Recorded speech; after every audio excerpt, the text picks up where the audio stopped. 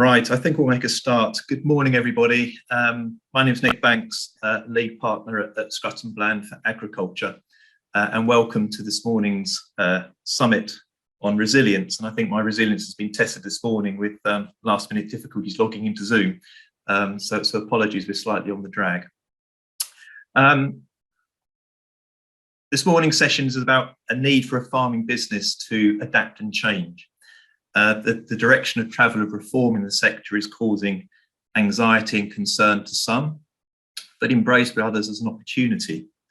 But it's clear it's causing very different views. Only in the last couple of days, I've read headlines. Monty Don, the renowned gardener, quoted in the Times as saying rewilding is only for toffs. I'm not sure whether Argus has seen that. And the letters page of the Farmers Weekly, a headline to a letter, time to take a stand against DEFRA's bodge. Sort of two indicators of where things are at, perhaps. I'm sure our agenda this morning will provide some clarity at a time when there is much more information needed to make good decisions. Who's joining me this morning? Well, I'm delighted that Argus Hardy will be speaking about Wild East and the aspiration to rewild part of the east of England and return it to nature. And this is timely on the back of the announcements at the Oxford Farming Conference around the nature recovery schemes and the aspiration to restore 300,000 hectares of land to wildlife habitat by 2042. And that certainly shone a light on the concept of rewilding.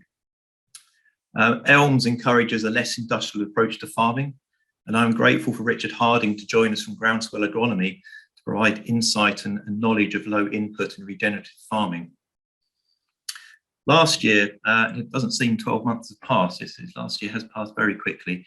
I spoke at our event about the financial implications of the reduction in BPS as we make this transition to elms. As I say, much more detail is needed, but clearly protection and restoration, enhancement of natural environment is king. But Will Mitcham, I'm delighted, is joining us from Wilson Rate, and he'll be sharing his thoughts on the transition from BPS for a farming business. Representing and supporting the membership of Frown Farmers affords its Chief Executive, Andrew Knowles, a unique perspective on how businesses are adapting to change, and I'm sure his presentation will be both informative and thought-provoking. Following Andrew, and our final speaker will be Gavin Birchall, one of my tax partners at Scotland Bland. It's clear that it's necessary to understand the tax environment in which a farming business operates to ensure that the business structure is fit for purpose, the estate or the farm succession can be managed, and of course that the right amount of tax is paid. But these changes give rise to interesting questions. Is change of land use to nature, is that agriculture? Is it a business? Does that impact IHT relief? Monetizing net biodiversity gain, what are the implications for capital gains tax and income tax? I think Gavin will have all of the questions, perhaps some of the answers. It's quite an informative stage of where things are at. Since you've provided all your own breakfast, and if we were holding this event in person, we would be supplying you with bacon rolls and tea. As with last year, we have decided, I'm proud to say, we decided to donate the notional cost of those refreshments to the RABI charity to support the excellent work it does in rural communities and those working in rural businesses. Unfortunately, the chair of the Eastern region couldn't join us this morning. She was double booked with various AGMs, but please do look at their website and have a look at the excellent work that they do. We're getting near on 100 delegates attending this morning. So it's very difficult to react to questions through the morning, but please do use the chat function on Zoom. And if there is time at the end, then we'll have a panel Q&A session to ask any questions posed in the chat to our panelists. Right. My next slide is pest control without pesticides. Pest control being the political, economic, social and technological challenges to a farming business. My slide is not exhaustive, but I think it's important that farm businesses understand these pressures and are proactive. I think a resilient business will understand what these are and try and be proactive to address how they could challenge their business. Clearly, the agricultural bill and the political agenda around that, Brexit with trade agreements, the government's mission to net zero is very much driving an agenda of change, which clearly is encapsulated in all that we're grappling with now. This morning on the news, inflation was announced at 5.4%. I don't think we needed the announcement for us to tell it was higher than the government were predicting, but that's the highest rate of inflation since 1992. Interest rates may change to address that, and obviously if the farm business is carrying debt, then it's important that that can be sustained. Taxation changes, carbon, net biodiversity gain, these are all factors that a farm business needs to understand. From a social perspective, climate change is clearly a huge issue that much of what we're dealing with is designed to address, but it's not unique to farming. All businesses need to adapt, as indeed do consumers. Brexit is causing impacts on labour movement. We can see that from the shortages in various sectors and all varied parts of the business, the pig industry, for example, haulage, and COVID is affecting labour supply with various isolations and lockdowns and things like this. In addition, within that social challenges, consumer behaviour, and the commentary around less red meat, movement to veganism, plant-based diets, a new generation of people wanting to eat different things to perhaps being a traditional diet. We need to be alert to that. And then, of course, we've got technological challenges. The scope for automation to start coming into a farming business. The drive towards part of net zero to reduce emissions of machinery and vehicles through hydrogen technology, electric technology. This is going to require investment in your business. And then, of course, we've got the cloud and data, rural broadband, and sort of social media as actually a marketing avenue for a farming business to engage with consumers and educate people that are perhaps ignorant to what a farming business is about. So I think all of those are factors. There are others, I'm sure, but I think these drivers are effectively what's going to influence the market in which a farming business operates. So being alert to those, in my view, is going to enable those farming businesses to try and be at the forefront of what it needs to do to change. Next slide, please. I thought as an introduction to our panelists, I'd just do a quick overview and pull out some observations from the statistics that were published by DEFRA in December last year, which is their second estimate of the total UK farm income result for the calendar year 2020. And this graph shows the total, I just need to move that, the total farm income for since 2017. And you can see for 2020, and this is in current prices, it's 5.1 billion, which is down on 2019. But I think the takeaway from this graph is the position of that orange line, which shows the level of subsidy as a proportion of that total farm income. And that's an indicator of just what substantial change is needed to embrace the new revenue streams arising from ELMS and other schemes in order to sustain the finances of the business going forward. Next slide, please. If we break down the total UK farm income into its various components,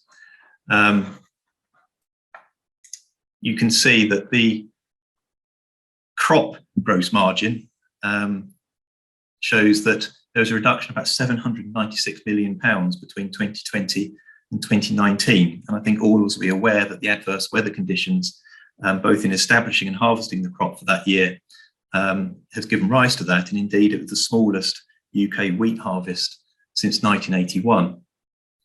And although prices strengthened, that increase in prices alone couldn't make up that ground. Commodity prices have been strong. I was in a meeting recently when a well-respected local land agent commented that, in his view, prices would remain higher as a market correction on the basis that food has been subsidised for too long, and therefore that would assist the loss of revenue to a farm as BPS tapers away. I think that that's a view, a valid view, of course, but the UK is a small player in a global market. And indeed, the result on the earlier slide of 2017, which is the highest TIF figure in the last 20 years, part of that was due to a weak pound in terms of the UK export market. I think, flick to the next slide, please, Chloe.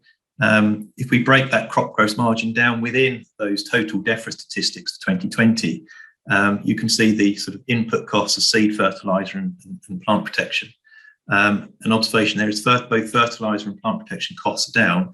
Fertiliser, in part because of spring cropping, lower volume, lower energy costs during the pandemic with oil prices low, led to a fall in the price of production, which is that reduction that's been achieved in those figures.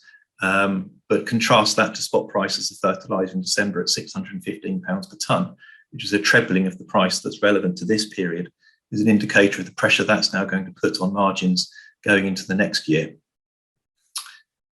Next slide, please, Chloe. I think the management of those input costs is going to, cover cropping, artificial inputs, as Richard will outline. That change of practice will hopefully reduce reliance on those artificial inputs and perhaps hedge against those cost increases. In terms of those total figures in 2020, clearly the livestock contribution shows an improvement on 2019, which is why the overall reduction in TIF from 2019 to 2020 in current prices was not as great given that crop result. And clearly the livestock output benefited from increased demand during COVID, from sort of domestic demand from home baking for poultry, eggs, etc., and beef and pork. Other direct costs were lower through the pandemic.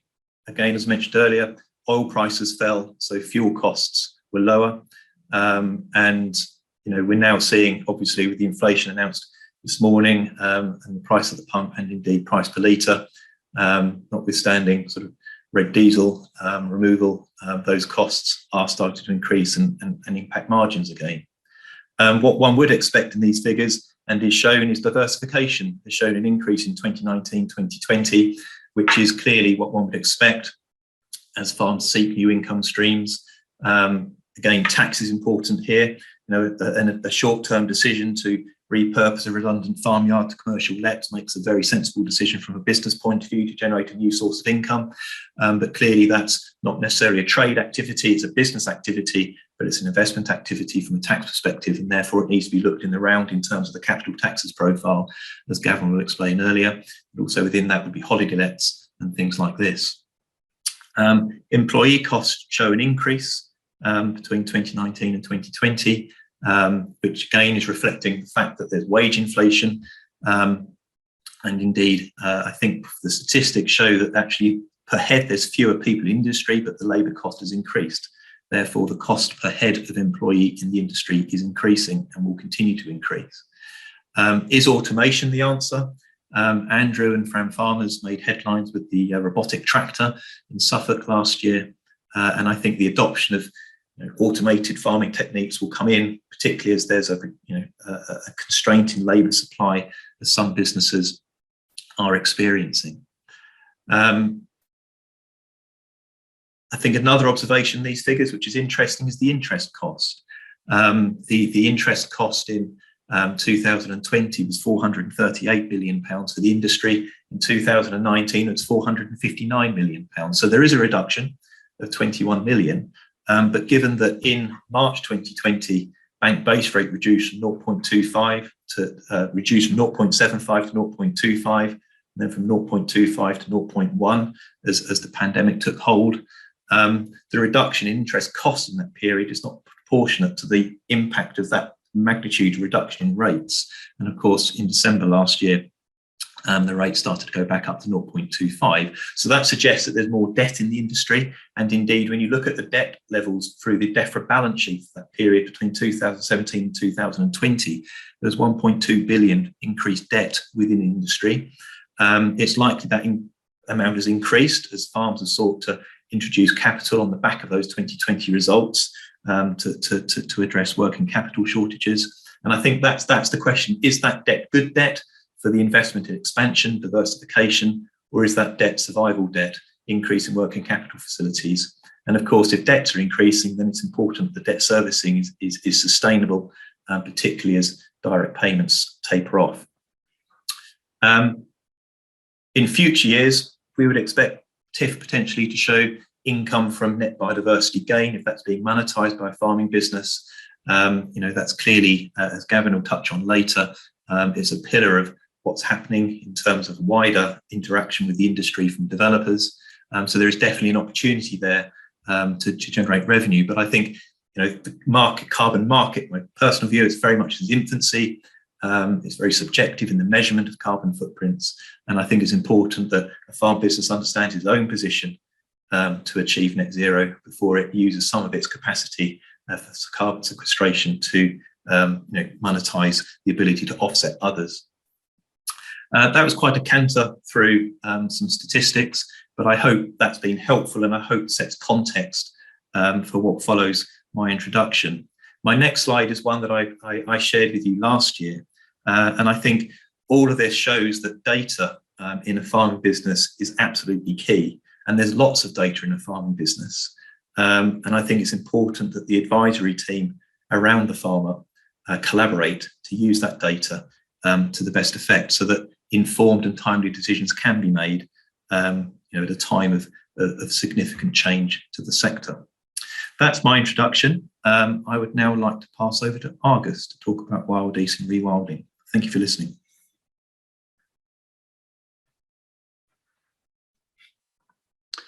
Okay, so I'll take that Monty Don head on. I think just to clarify, and also I think Andrew's going to pick up on this as well, our interpretation of resilience is where we want to get to is abundance, and it's about to some extent rebadging the East as an area of nature recovery, but also the identity of wilding within the landscape and its role that it can play within a farmed landscape and an inhabited landscape and a productive landscape. So have I got am I able to go on to the next slide? Yeah. So I think a good place to start is what we're not about. So we're Wild East, we're not Rewild East. We're really aware of the debate going on about rewilding at the moment. And although that's possibly where we started from in terms of the journey we've been on, what we're about is about creating connectivity and a wilder landscape within the East and a greater biodiversity. Another thing is that we're not conservationists. We're, as trustees of the charity, we're all farmers. We have a small team from a varied background, but we're all passionate East Anglians and we're all passionate about conservation. So as a region, we're already making incredibly detailed and positive change towards nature recovery within it. And what we want to do is to celebrate this narrative. We're trying to badge the East and give it a wilder identity, and hence the links. And that's also another thing possibly to explain. So our links logo, it fits East Anglia, but it's also, it's about sort of agitation. The idea of reintroduction is, again, a sort of complex one. But the idea behind the links is we don't want to reintroduce the links today, but it's the idea that we can create a habitat in East Anglia, in a place that we all live, work, that could support a lynx in maybe 50 years' time. And Thetford, after the Kielder Forest, was identified as one area that could support a lynx population, but it was the wider landscape that was the problem. So just saying, but that's not our main drive. So at its simplest, what we're trying to do is to tell this story. We're trying to celebrate the work of exemplars on the ground and find solutions and encourage others to follow suit. So the next slide. So where we are today, there's no denying, whatever parameters you look at, biodiversity is in a catastrophic decline. And what we've lost is species, but we've also lost numbers. And what we're about is trying to get back to an abundance within our region. People are really aware at the moment of their carbon footprint. There's a little bell that's beginning to ring in most people's heads whenever you buy a single wrapped plastic item of fruit from an exotic country. And what we're trying to do is to get people aware of their natural footprint in the same way.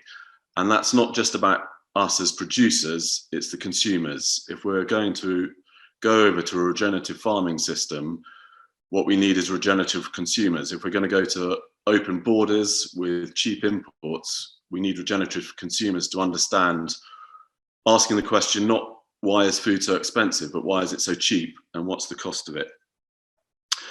Also, what we want to try and get away from is the blame game. There's a lot of blame being thrown around. I don't know if people listened to the farming program this morning about the Wye Valley, pollution in the Wye Valley, 75% from farms, 25% from effectively the population from sewage. We're all to blame for what's happened, where we're at. And what we want to try and do is create a positive movement about change, and as a region to make a societal change that people can get behind a movement that is a positive movement and that celebrates action on the ground, and through this encourages others to join in and share their journey, what they're doing on the ground, and then encourage others to follow suit. So Wild East is our way of returning to this abundance. So the next slide.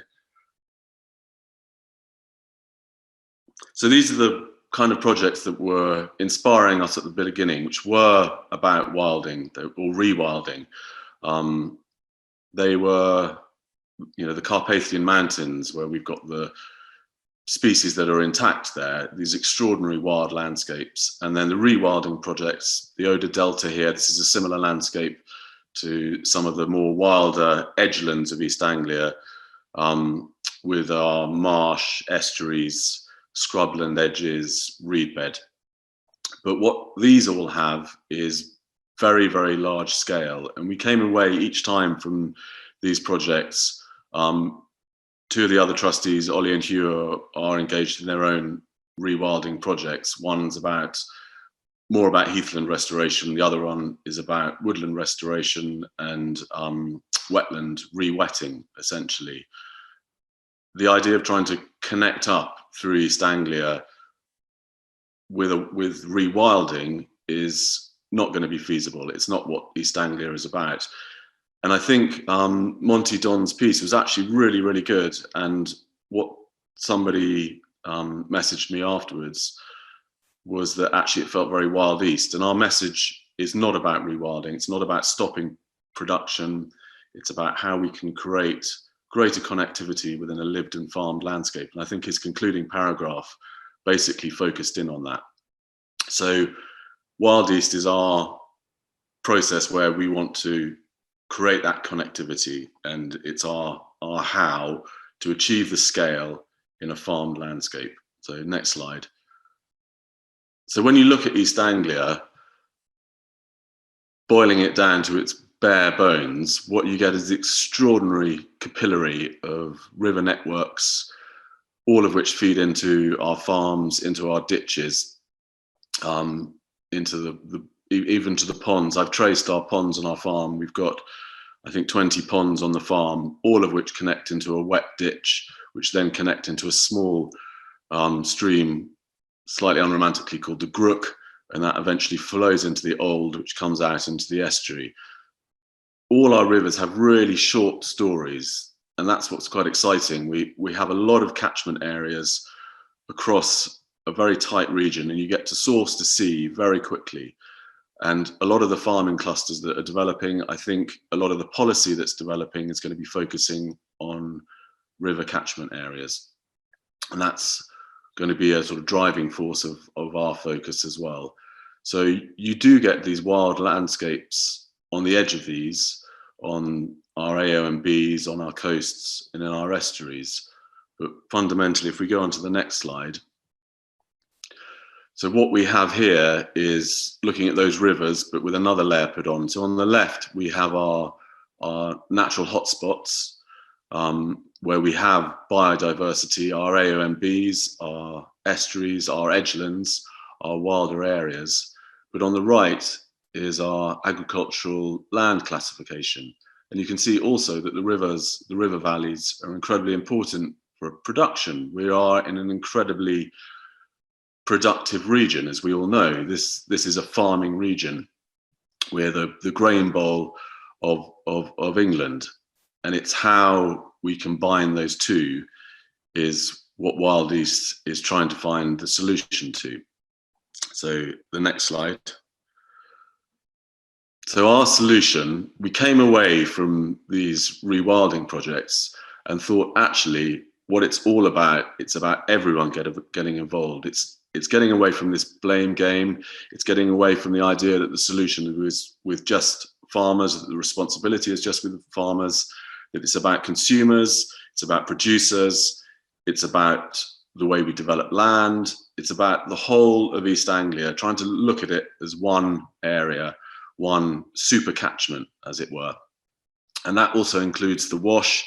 So that was why our ears sort of tagged up into Lincolnshire and down into the sort of the peripheries, the larger urban centres on the edge of London, because there's also a lot of consumers there. There's a lot of businesses now feeding in.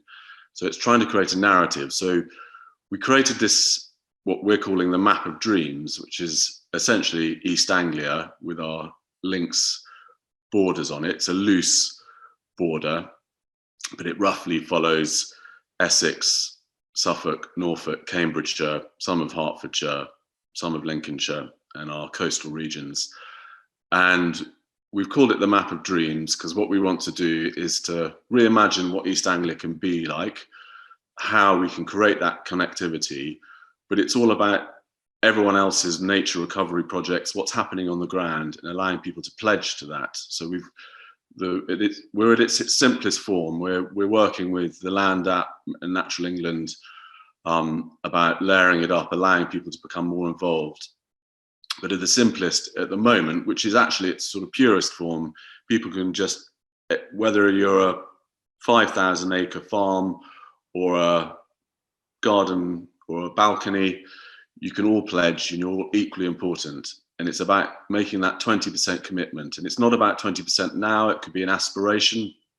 And the 20% comes from the government's drive for 30 by 30. We weren't as adventurous that when we came up with this, our idea is that it's a 50-year project, that we'd like to see an increase in 20% of biodiversity within East Anglia by that period. We're roughly at 10% at the moment across the region.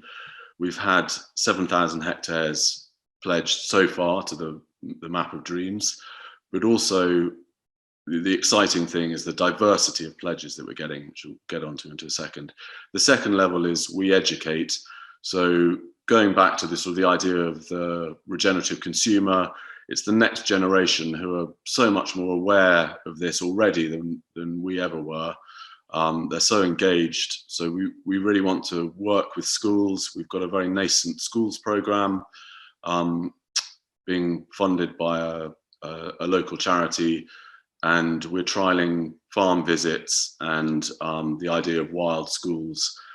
And then We Grow is the sort of the final stage of, as it matures, of creating this sort of group identity, going back to some of the sort of the investing in carbon capture or products, getting this identity, the awareness. So, carbon aware products, fair trade. We want to have a brand that people can buy into that is about nature recovery. So next slide. So this is the pledge map to date. This is the sort of the playful side of it, and it also shows some of the diversity across it. The garden pledges, the farm pledges, the government pledges. So this is local councils. We're really engaged, and they're going to become massively important in the recovery networks. So really engaged with the local councils. Suffolk and Norfolk and Essex are doing really interesting things. The church pledges, there's the one thing we know, that there's a church in every parish. They're often really exciting biodiversity hotspots. Schools, it's that school engagement, but it's also celebrating what's out there. There's some incredible school projects where there's allotment schemes, there's wilding schemes. I've lost the slideshow there.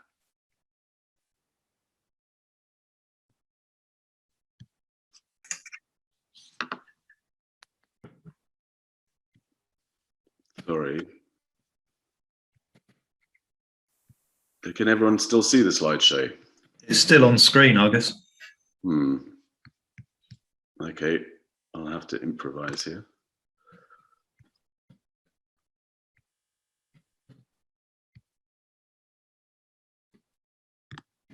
Okay, so if we go on to the next slide. So this is sort of zooming out and putting it into context. So this is the kind of identity we want to create for the region. We're the only, as far as we know, we're the only region doing this. This kind of mapping across all land uses, any scale, any location. And it's about the diversity of projects that are coming through. And as you can see, we're getting interest from other regions. There's people who want to try and replicate this in other areas. So you can see we've got a little farm pledge just outside in Bucks there. There's another one in Hearts. And then there's quite a lot of interest coming in the West Country in Wales. But the fundamental thing is that we want to celebrate what people are doing, creating this identity, and then mapping the change that people are already helping to create. And we hope that this will encourage others to follow suit, those who are willing or about to start on a farm, stewardship, engaging with the idea, and also persuade the reluctant that actually this is a viable model, that you can engage with nature recovery and also remain a productive business. And I think we're, as Nick alluded to, we're all being pushed in that direction naturally. So this is why I think we were quite relaxed about Monty Don's piece, which I think, you know, it addressed a lot of the issues about rewilding. Rewilding in itself, by sort of the government's scheme anyway, has been identified for 300,000 hectares across the whole of England. So it's never going to be suitable for one whole region. It's always going to be around buffering or recreating the sort of the biodiversity hotspots. And I think what we're looking at is what he's talking about is wilding within a farmed landscape, within a village landscape, within a town landscape. So if we go on to the next slide. So that's just the sort of the essence of our message. It's across all land uses, all landscapes, churchyard, farmyard, backyard, farming estates, housing estates, industrial estates. And we haven't got a solution, an idea of what each one of these entails. Like we said, we're not conservationists, we're just passionate about this. And each time someone pledges, it's a new solution, it's a new idea. It's a school doing something differently. It's an industrial estate that's dedicated a corner of a parking lot, their roofs. It's a churchyard that's got a dedicated wildflower monitoring program and cropping program, essentially, when they're taking off their what would have been a hay crop in a conventional sense. It's creation of scrubland. It's the management of commons by community groups, or it's just down to somebody who's putting up bird boxes in their garden. So that's the sort of the Wild East message. But getting back to the farmed landscape, which is sort of what today is about. So there's a lot of policy that's coming through. There's existing stewardship. There's things that are in flux.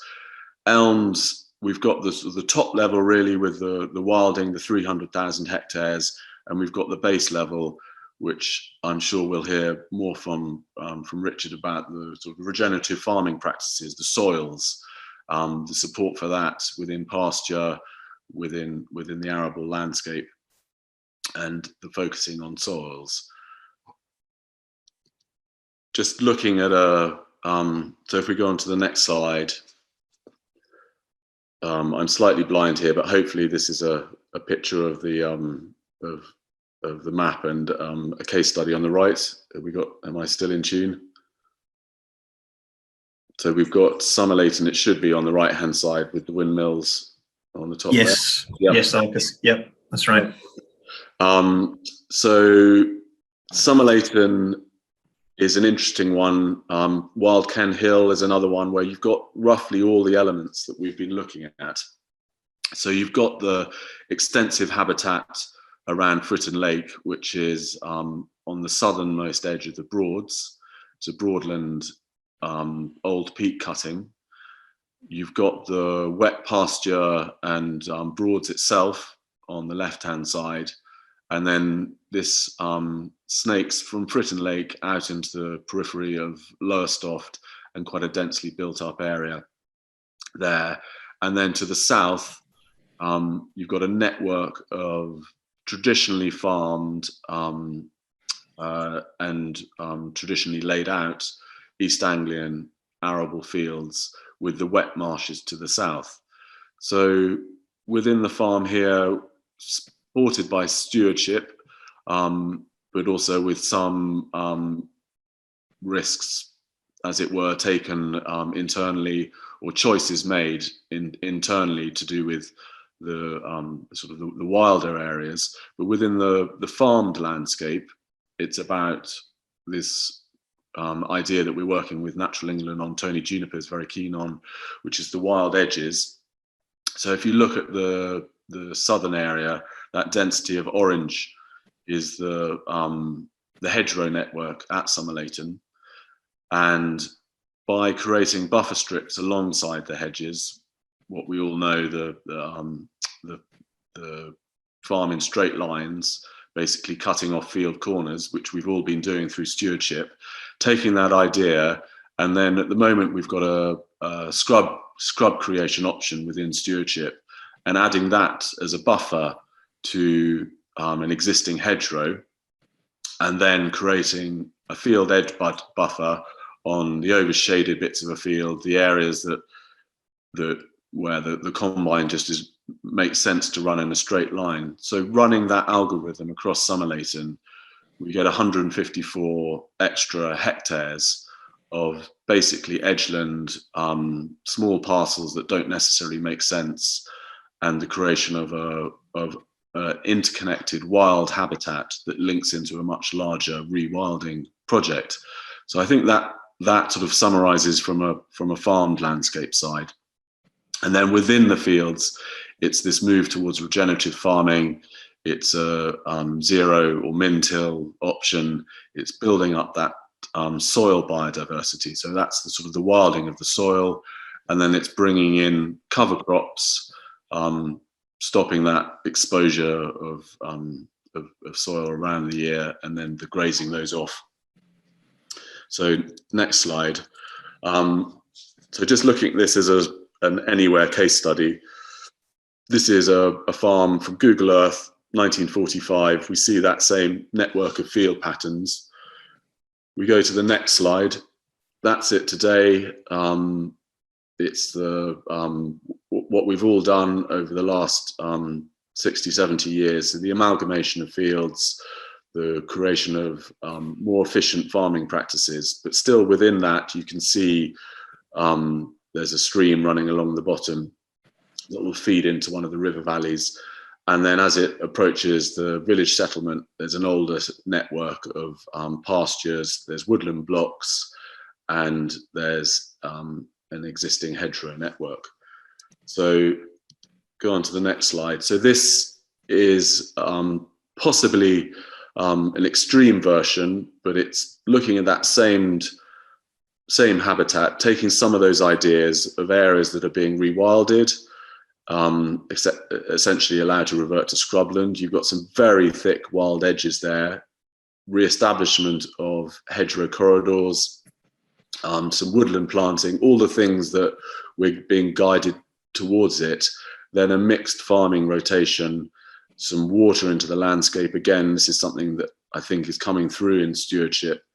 And then the fundamental thing is coming out, the fingers from the farm reaching out into the village and the settled areas, and the more urban environment reaching back in. So it's trying to create that connectivity within what's essentially a farmed landscape, and hopefully not in a frightening way, but taking that model. And again, it's something that people can engage with on any level, even if it's just the thickening of a hedge by 1 or 2 meters. The one thing we know about our hedgerow network, it used to be 180,000 miles in England. It's down to 45,000 miles is the awful statistic everyone bandies around, but that's 45,000 miles of interconnected landscape. So if we thicken that up immediately within the whole of the East Anglian region by 2 or 3 meters, we've got another 4,000 to 5,000 hectares across the region. So it's these sort of ideas that people are coming to us with, celebrating those, trying to encourage it through policy, picking up on where in policy is driving us, and trying to apply that to a wider vision. And then hopefully there should be a play button in the middle here. Is that going to work? Yep. I can't touch it. Is that? It's playing, Argus, but there's no sound with it? There's no sound.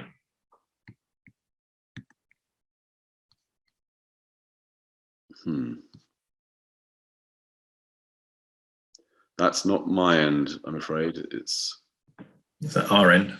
Yeah.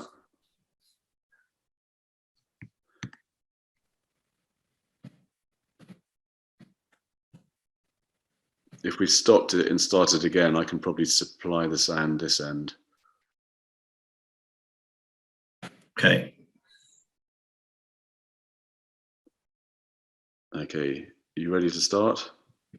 Yep. Is that from the beginning?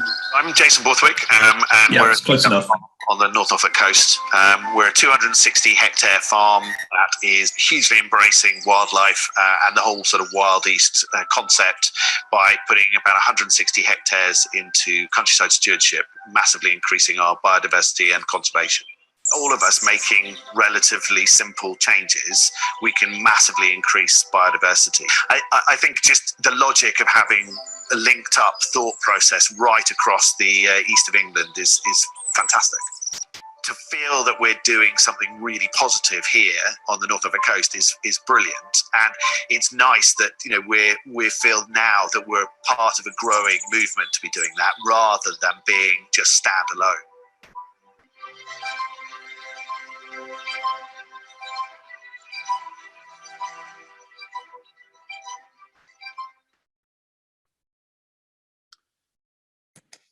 So, how am I doing for time?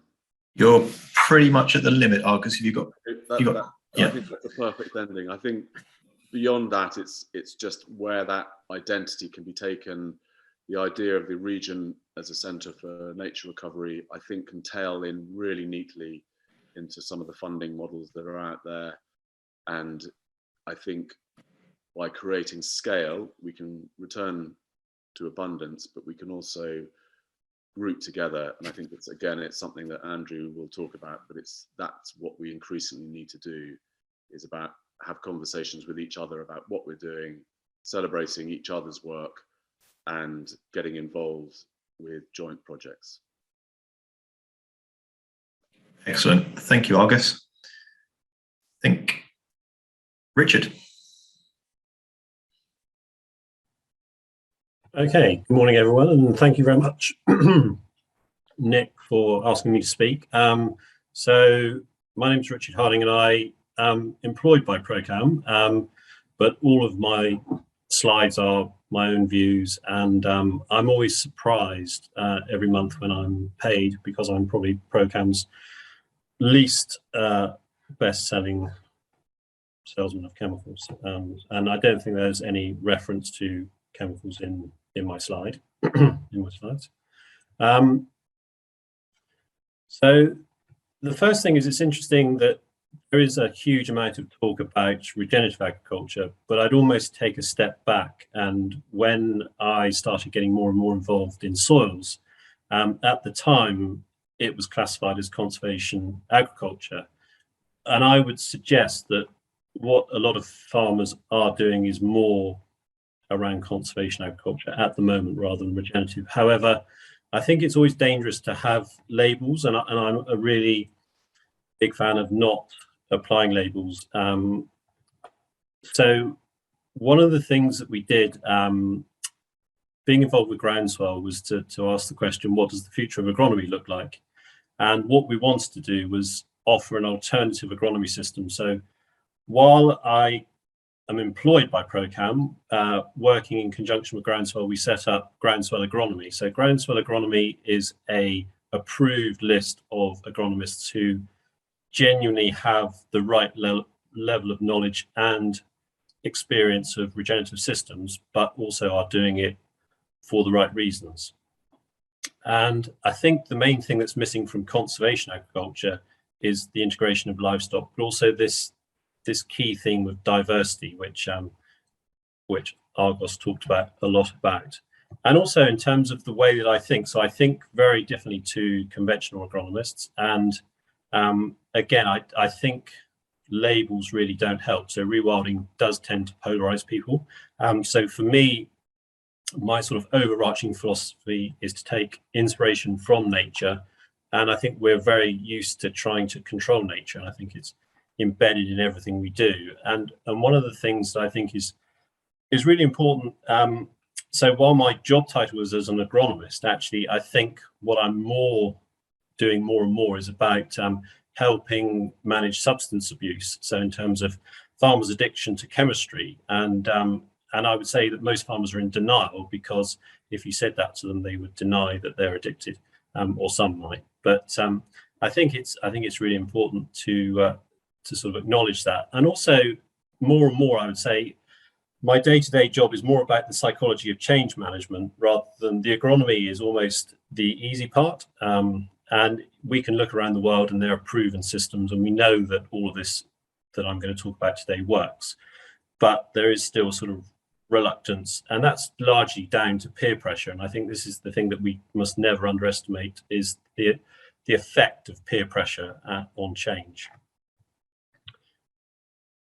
And one of the things that I've sort of discovered over time, and really sort of thinking about how farmers perceive things, and I think because we've been able to buy a solution in a can, farmers have lost this ability to trust their own instinct. And I like to sort of try and provoke a reaction. And I think biodynamic farming is one of the things that, in the same way as rewilding, really polarizes farmers. So I like to put up this slide, and on the left you've got the sort of traditional biodynamic technique of taking manure and then putting it inside a cow's hall, and they bury it, and then they bring that back up after it's fully composted after 12 months in the soil, and then they'll use that as a preparation. And that seems like a very obscure thing to do.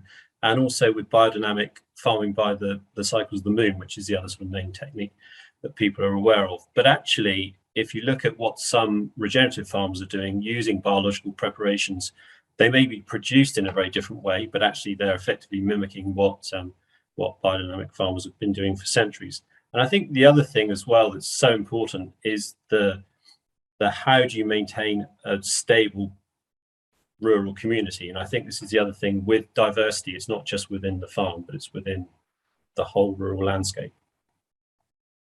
And the other thing that I think is missing sometimes from some of the sort of aims or principles of regenerative farming is really coming back to knowing the context that you're starting from. The interesting thing, when farms come to Groundswell Agronomy and they say they want to change their system to a regenerative system, very often when you ask the fundamental motivations, there's a sort of lack of context in what they want to actually achieve, and also what that means. And this is an American organization set up by Gabe Brown, who's one of the sort of poster boys for this change of system. And I think the thing, like I say, that's missing is this really understanding our context, and also understanding that, again, chemistry has allowed us to have these very short-term goals and find short-term solutions, whereas we're moving much more towards working with nature and working with natural systems, and with that there's a natural timescale which you can't short circuit. And I was driving one day, and there was a Radio 4 program about do voters need therapy, and I think one of the interesting things as well with talking to farmers is that very often they think that their agronomist isn't on board with what they want to do. And I think very often, as with any relationship, long-term relationship, there are assumptions that creep in. And so very often it's about taking a step back and actually looking at the relationship with the people that you're working with. And actually very often farmers find that the agronomist that they think isn't interested in a changing system actually is. It's just perceptions. And it is very much about challenging perceptions. And I really like this slide. And I think when you start working with nature, sometimes because it's alien, it seems like a really complicated, complex system. But actually, it's far more simple than we think. And I'm probably quite annoying in that if I'm trying to ask a question with a client, I'll start with why are you doing something, and then very often it will take 5 whys before we actually get to the reality of what's driving the motivation behind something. And always I'm trying to inspire and trying to find analogies or ways to inspire, and this is just a project. So what you're looking at there is a potato emerging through a straw mulch. So we did a no-till potato trial at Groundswell for 2 years, and ending up producing crisps from those no-till potatoes. But again, it's a useful conversation starter. And one of the maybe more idealistic aims was, it was just after International Year of Soils, and we asked, could we give every MP a bag of no-till potato crisps? And that was sort of motivation behind starting the project. And that sort of leads on really to this notion of questioning everything. And actually, so we assume the default is that potatoes are the best source of carbohydrates, but actually in a truly sustainable system, are they? And that requires a supply chain wide conversation. But again, it's interesting, and I think we need to go back to fundamentals and really question why our farming system has evolved to the point that it has. And one of the things that I'm a big fan of is this idea of slow, and I think slow is sometimes seen as backward. And I remember several years ago now reading a book by Victoria Sweet titled God's Hotel. So this is about looking at slow medicine. So this was a conventional doctor who went to work in a Spanish monastery, and basically it was very much promoting a slow approach to medicine, which would be completely alien to most of the way that we think about medicine. But actually in the book there was this sort of reference to, is inefficiency more efficient than efficient? And actually it seems like a contradiction in terms, but when you start working with natural systems, what is seen as waste actually is nothing but a very efficient system. So cutting through all the labels, the key thing for me above all else is I want to have a resilient farming system, and that revolves around maximizing the return on investment, making sure that the system is resilient, reliable, and that's repeatable. And that's the biggest challenge as you move away from the addiction to chemistry. Working with natural systems, you do introduce a degree of variability, which you can't get away from, and it's how do you mitigate against that. And in terms of the financial reality of a regenerative system, so part of Groundswell Agronomy is also a benchmarking and discussion group, and I think this is the key thing, because we're moving away from top-down research to bottom-up peer-to-peer knowledge transfer. And so these are figures. We work in conjunction with Gary Markham at Land Family Business, who takes all the data and crunches the numbers. So this is just from a benchmarking group that we have of, I think we've grown now to 14 farms, and it includes one very large organic farm. And interestingly, last December, we had a farm walk on the organic farm, and we were comparing figures. And actually the organic farm was head and shoulders in terms of profitability above all the others in the group. But interestingly, no one mentioned that at all. But you can see one of the main benefits with a regenerative system is this reduction in variable costs. And equally, the other main benefit in terms of resilience and mitigating risk, it's a way to reduce the capital requirement of the farm business. And I think that's one of the key things.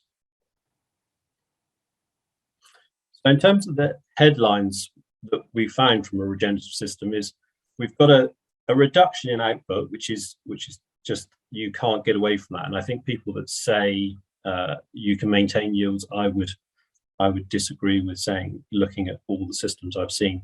However, there is a reduction in variable cost. there's an improvement in the gross margin, and like I say, there's a reduction in labour and machinery. And so the overall net margin is very similar. However, the risk is higher, and then that feeds into the individual's attitude to risk. And that's probably the thing that I spend most time on, is discussing how we are going to mitigate that risk.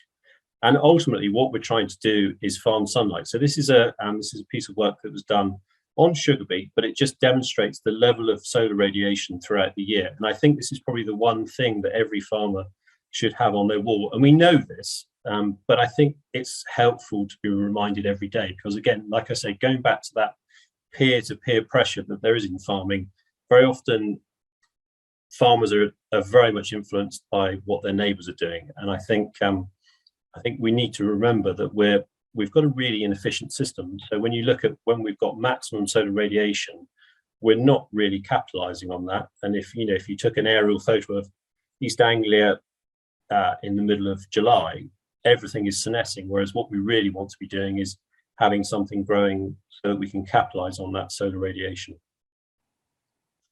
And then there's always the question, why are we growing cover crops? And I think the single most important thing is that cover crops are part of a systems approach. And I think they have multiple benefits, but they need a lot more thinking and also a lot more planning.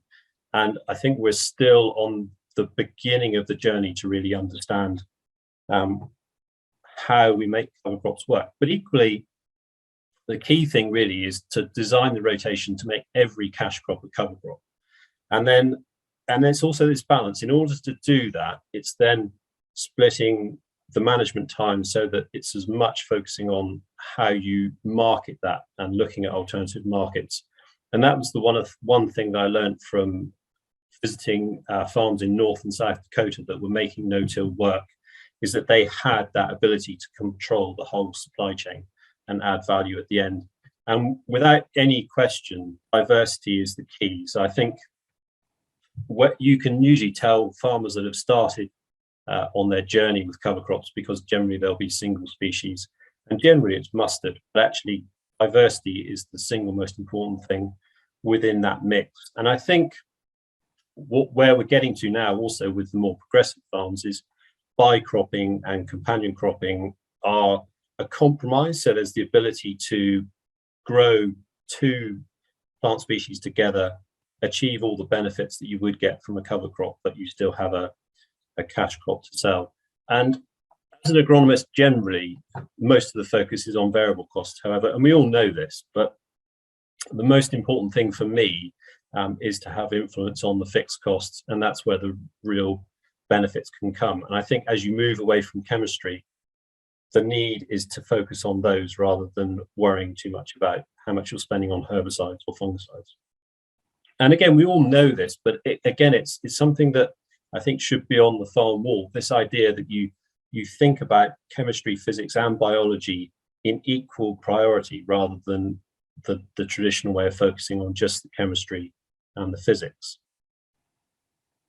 And it always feels like we're going back to school, but I think really having in mind how everything is interrelated and understanding the food web, and actually ultimately most arable farmers are also livestock farmers, because there's as much biodiversity below ground as above ground, and again it's just our perception.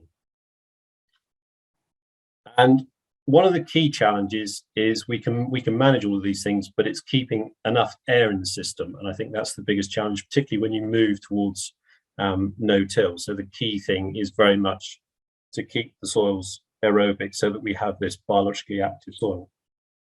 And again, like I say, we're trying to farm sunlight, so that has to be the key focus. And for me, the fundamental aim with cover crops is to replace steel with roots, diesel with photosynthesis, and nitrogen with nodules. And like I say, I think what's really important is to see soil compaction as a biological problem rather than a physical problem. And one of the things that I found really interesting and visiting America was that they have this rainfall simulator, which hasn't really caught on in the UK.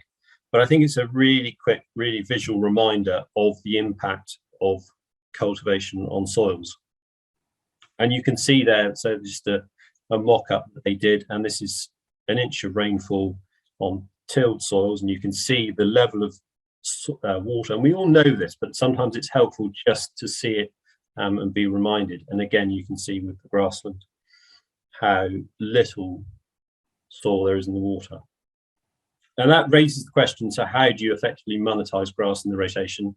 And this is a picture from Kingsclear Estates, who I worked with when I joined, helping with the agronomy. It was a 3,000 acre arable farm. It's now 3,000 acres of grass, and the arable side of the business is very much opportunistic. And this is again sort of challenging the way that the farm is run. So this is a joint venture. So Kingsclear have a share in the cows, but the person running the other side of the business owns the parlour. And you can see the bulk tank is mounted on a lorry, and then that's taken back and counted into a larger bulk tank in the farmyard. And so while it's easy to introduce grass into the rotation, the challenge is how do you come out of the rotation or come out of grass? And again, it doesn't require a big change of thinking, and quite a lot of this stuff is nuanced. So we'll just slightly tweak the rotation so that we'll come out of grass into beans, which again, to most conventional farmers sounds counterintuitive, but actually it's a way of reducing the growing costs of the beans, and then also reduce the growing costs of the wheat. And I think blackgrass, again, it's one of those words that polarizes farms like rewilding, but actually there's no reason why blackgrass can't be controlled by rotation. And in terms of when we think about choosing cover crops, again, like I say, diversity is the single most important thing, but making that cash crop actually be a cover crop. And then also, it's an alien concept. Most farmers are used to having a fixed rotation, but very often when we sow a crop, we might not know whether it's going to be a cash crop, a cover crop, or a forage crop. And then companion crops, most people are doing companion crops, and this is just one example. But again, for me, I'll have 5 or 6 species within a companion crop rather than just one. And it's a way of mitigating the risk when growing oilseed rape. So our ultimate goal with the system is permanent soil cover. However, we'll also put oilseed rape into our cover crop mix so that if that rape looks viable, then we'll carry that through to harvest. And in terms of a typical mix that I might have with oilseed rape, I'll include linseed. So the linseed is there for a physical barrier. Every component has a value and a job to do. So the linseed is there as a physical barrier to pigeons, and that works really well. And only this week, a farmer was mentioning how he'd really noticed the difference between the oilseed rape with the companion of linseed and an area where it didn't have that, and the pigeons were coming in and hammering the oilseed rape. So we've also got buckwheat in the rotation, so that's in the cover crop, so that's very good for sequestering phosphate, and then Phacelia for soil conditioning, and vetch to fix some nitrogen. So the single most important thing is always to have a grass and a legume in your cover crop mix. There's a synergistic effect there, and if anything, it doesn't need to be complicated. It can be home saved, same varieties or same plant species as you might be growing elsewhere in the rotation. And one of the criticisms is always that slugs can be a problem, and again, it doesn't matter how many times you do this. Direct drilling winter wheat into oilseed rape volunteers feels counterintuitive, but we've done it for so many years now, and we've done it without slug pellets, and it works, and it works on all soil types. But it is having confidence. So that comes back to the risk, the attitude to risk of the farmer. And in terms of slugs are still a problem. So I don't think I'm not trying to paint a rosy picture where if you have a biologically active soil and you're moving to no-till, slugs no longer become a problem. And you probably can't see, but there is a pea trying to grow, and underneath the slug that's covering it. And then this really with the cover crops is diversity, and growing the maximum amount of biomass is important. However, I think one of the things that people focus on too much is they measure success by the amount of biomass that they grow. And I think there are multiple benefits within cover crops, and that's where it needs a much more nuanced interpretation of the species that you're using, and also not necessarily, again, carrying on this addiction of buying the solution. And one of the things that's really important is when that cover crop is terminated, and this is some work from Garden Organic, and it just shows different termination dates, and then when that nitrogen is released from the cover crop. And I think that's where there's a lot of work still to be done. And also it's having confidence. I think farmers have an emotional reaction to nitrogen. So really it's about trusting, and we don't yet have the models that can accurately predict nitrogen availability coming from cover crops. Again, this is just to sort of show the value of a diverse cover crop. So you can see the single species in terms of their yields, and then you look at the bottom there, and there's an example of the diverse companions and how they complement. And I think while we talk a lot about cover crops, the thing that we should be talking more and more about, and it should just be woven into the conversation, is managing the cover crops based on their carbon nitrogen ratio and what we're trying to achieve. So where the soil is and what the optimum carbon nitrogen ratio is for that soil and for that field, given the state that it is. So when you're designing your cover crop mix, it's really looking at choosing species that will ultimately give you the right cover crop, right carbon nitrogen ratio. And you can see there, the far right corner, the amount of potential nitrogen that's available to the next crop based on the species choice. Richard, sorry to interrupt. To such a fascinating talk, can I just give a 5-minute warning? Is that sure. right? Yeah, thank you. So again, it's sort of one of these things that, in terms of value, and also from interacting with the community, the value of the cover crops is not just for the farm, but it brings maximum benefit for the rural community, and many farmers have lots of positive comments. Going back to the comment about cover crops being also a cash crop, and actually winter squash, this is just a tweet from Steve Groff, who's an American farmer, and being a big fan of melons, there's no reason why melons can't be part of the cover crop mix. So we've talked about carbon nitrogen ratio, so I won't really go too much about that. Just again, it's just being aware, and I think this is the thing, that because we're not thinking about this all the time, the carbon nitrogen ratio is probably the simplest way to think about it. Is if you were feeding a cow a complete diet, then you're effectively trying to do that with the soil. And you can see it doesn't always have to be cover crops, it can be crop residue. So we've got here peas growing very successfully through 3 years of residue. And like I say, the key goal is to feed your soil like you would livestock. And you can see there's a sort of blurred line between the residue and the soil, and that's what you're really aiming for. And equally, using livestock as a tool. So sheep are a very good way of grazing cereals to then change the growth profile and reduce the disease pressure. And if anyone's interested in learning more about that, the Australian government have done a huge amount around grazing cereals. And this is the only sexually explicit slide in my picture in my slide. So like we said, it's very important to manage cover crops like a crop, and then it's looking at the benefits. So using cheap techniques to use them, create a mulch, and equally, one of the comments is always, well, it won't work on heavy soils, but it's changing our perception. So you don't have to always have huge biomass. It's about just having something growing in the soil. And then leaving cover crops, drilling on the green.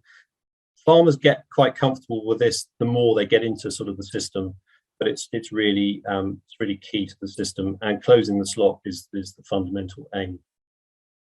And like I say, carbon nitrogen ratios and how we manage nitrogen is quite important, and that will be different to how we approach it conventionally. And then just doing on-farm trials is really important, and managing that. And just to finish, one example of what we did, and just to sort of give a bit more detail about the no-till potato project.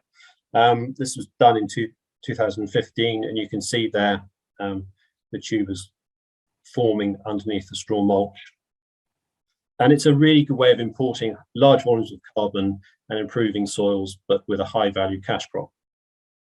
So this was inspired when I visited North and South Dakota. This is Jay Fura. This is where I first saw the trial being done, and we looked to replicate that. So this was in 2015. So I enlisted some child labour, and basically we had a cover crop overwintered. The tubers were placed on the surface. Prior to that, we spread a large volume of FYM. We just used round bale wheat straw as the mulch, and you can just see to the left of the dog, you can just see the tubers sprouting. And one of the challenges is when you are planting in soil, there is a slower emergence than you would normally get. And so this is just a very quick summary of the trial. We did a ½ acre. It was full beds to give the continuity of straw, and then we also inoculated with mycorrhizal fungi just to see whether that brought a benefit. And the aim was to grow without herbicides, without nitrogen, and without irrigation, so that we could prove the concept. And while I think the mycorrhizal fungi do have a benefit, you can see the left-hand bed didn't and the right-hand bed did. But however, I think that was more down to the evenness of the FYM. And then just before we harvested, and then you can see what the tubers tend to do is they tend to just sort of sit on the soil surface. And this was all harvested by hand, but you can see the friability of the soil after the tubers have been harvested.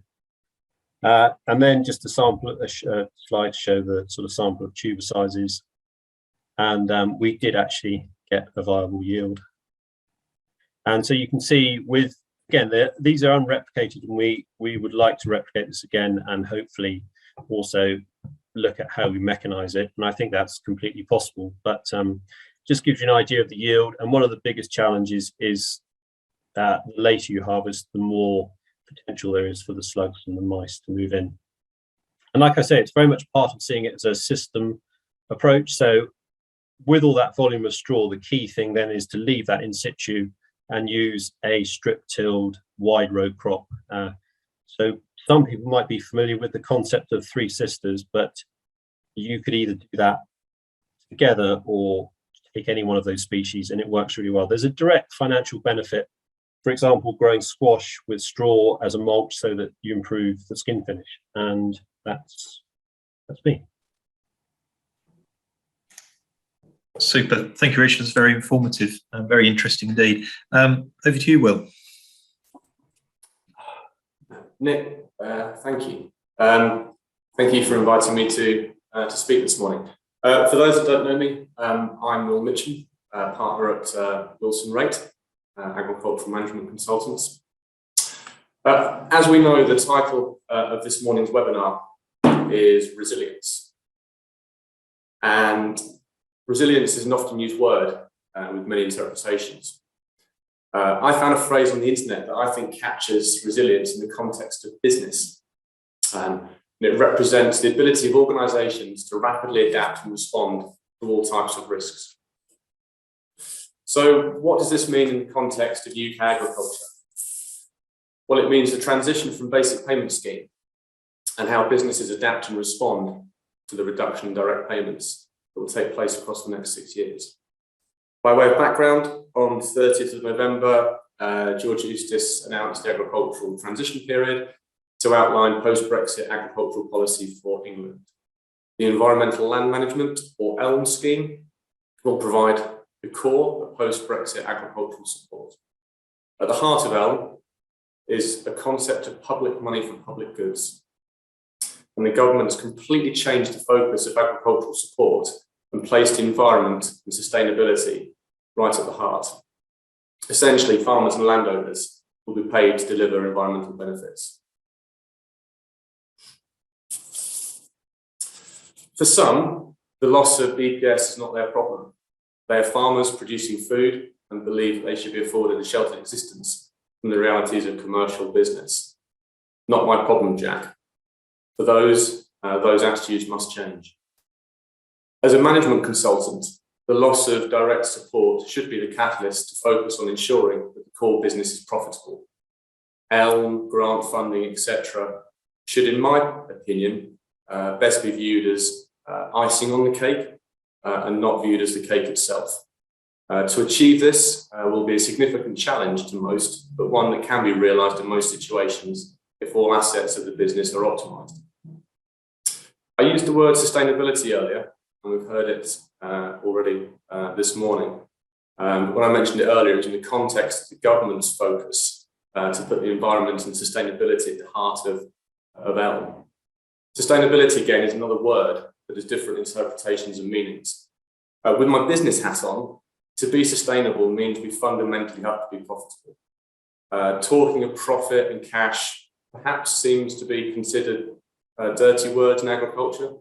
They mustn't be. If we're not profitable and making cash, then as businesses, we simply can't be sustainable. So this morning, I will touch on how farmers may be able to receive funding via the delivery of Elm and its three component parts: the Sustainable Farming Incentive, Local Nature Recovery, and Landscape Recovery, to build some financial resilience into their businesses. I will give a brief update as to where we stand with those schemes at present, as well as touching quite quickly on countryside stewardship and grant funding. The stewardship and grant space, as you all may know, is a very fast-moving world, and it is important that you keep your eyes open as more information or grant windows open in the future. Starting with the Sustainable Farming Incentive, it's the first of three schemes under the new Elm. Information about how farmers will receive funding to produce public goods, such as water quality, biodiversity, animal health and welfare, and climate change mitigation, have now become available. However, as the scheme proceeds, further standards and improvements to the content and ambition levels are expected. The initial SFI offer is set to enhance the natural health and fertility of soils, contribute to UK agriculture reaching net zero, and understand how best to invest in restoration of moorlands through sustainable farming practices. The SFI is set to launch in 2022, start date yet to be announced, but payments will be quarterly, with the first one expected to be by the end of 2022. The application process will consist of a 10-week window. SFI agreements will last for 3 years, with the flexibility to amend an agreement every 12 months from the start date. This means land coverage and ambitions can be increased after 12 months, so additional standards introduced can be incorporated into the scheme. This also provides an opportunity for farmers new to agri-environment schemes to trial sections of land in the scheme and reassess after 12 months, test and adjust. Ambition or coverage will only be permitted to reduce in exceptional circumstances. Moving on to payment rates. Payment rates and standards will be the same for the full 3-year agreement, with the flexibility to be adjusted after the initial 3-year period based on what is learned during the initial SFI rollout. The Animal Health and Welfare Review is designed to reduce endemic diseases and conditions within livestock, promote responsible use of veterinary medicines, improve welfare and increase farm productivity, and build on the relationships between farmers and vets. Expected from about spring 22, SFI will fund an annual farm visit from a vet. Farmers who are keepers of more than either 30 pigs, 20 sheep or 10 cattle and are currently receiving BPS will be eligible for that SFI standard. Very recently, the Secretary of State has announced the next phase of the Elm rollout, focusing on local nature recovery, or LNR, and landscape recovery, LR. Local nature recovery is the improved and more ambitious successor to the countryside stewardship scheme. It will pay for locally targeted actions to make space for nature in the farm landscape and the wider countryside, alongside food production. Local nature recovery will be open to farmers, foresters and land managers who can deliver the land management activities the scheme pays for on their land. The LNR is designed to complement the SFI, therefore farmers can enter both schemes provided the same actions are not being rewarded twice. Farmers will be supported and rewarded for collaboration. Working together will help farmers achieve substantial socio-economic benefits and higher quality and better connected environmental outcomes. Similar to CSS, local nature recovery will provide a range of options to allow farmers to select the most appropriate options for their farm. LNR is expected to be simple to apply for and administer, and will include a fair and proportionate system of controls. From 2024, all ELM schemes will be accessible through a simple digital service. LNR will be available to a limited number of people in 2023 for a pilot scheme, and the scheme itself will be rolled out across the whole country by the end of 2024. Moving on to landscape recovery. Landscape recovery is designed to complement the SFI and the LNR. Landscape recovery is for landowners and managers who want to make a more radical and large-scale approach to producing environmental and climate goods on their land.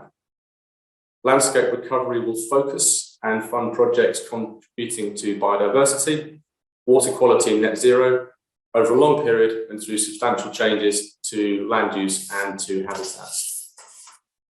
There will be a minimum of 2 rounds of applications over the next 2 years for LR pilot projects.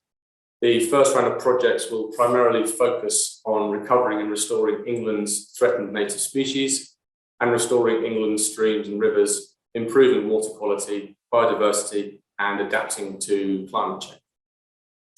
Landscape recovery is open to any individuals or groups who want to collaborate to deliver large-scale projects of between 500 to 5,000 hectares. All land types will be eligible, including land inside or outside of protected areas, as well as common land. The land can be under any management, control, or current use, including farming, forestry, and land managed as individual holdings, estates, or public bodies. The land could already be part of an existing agri-environment scheme.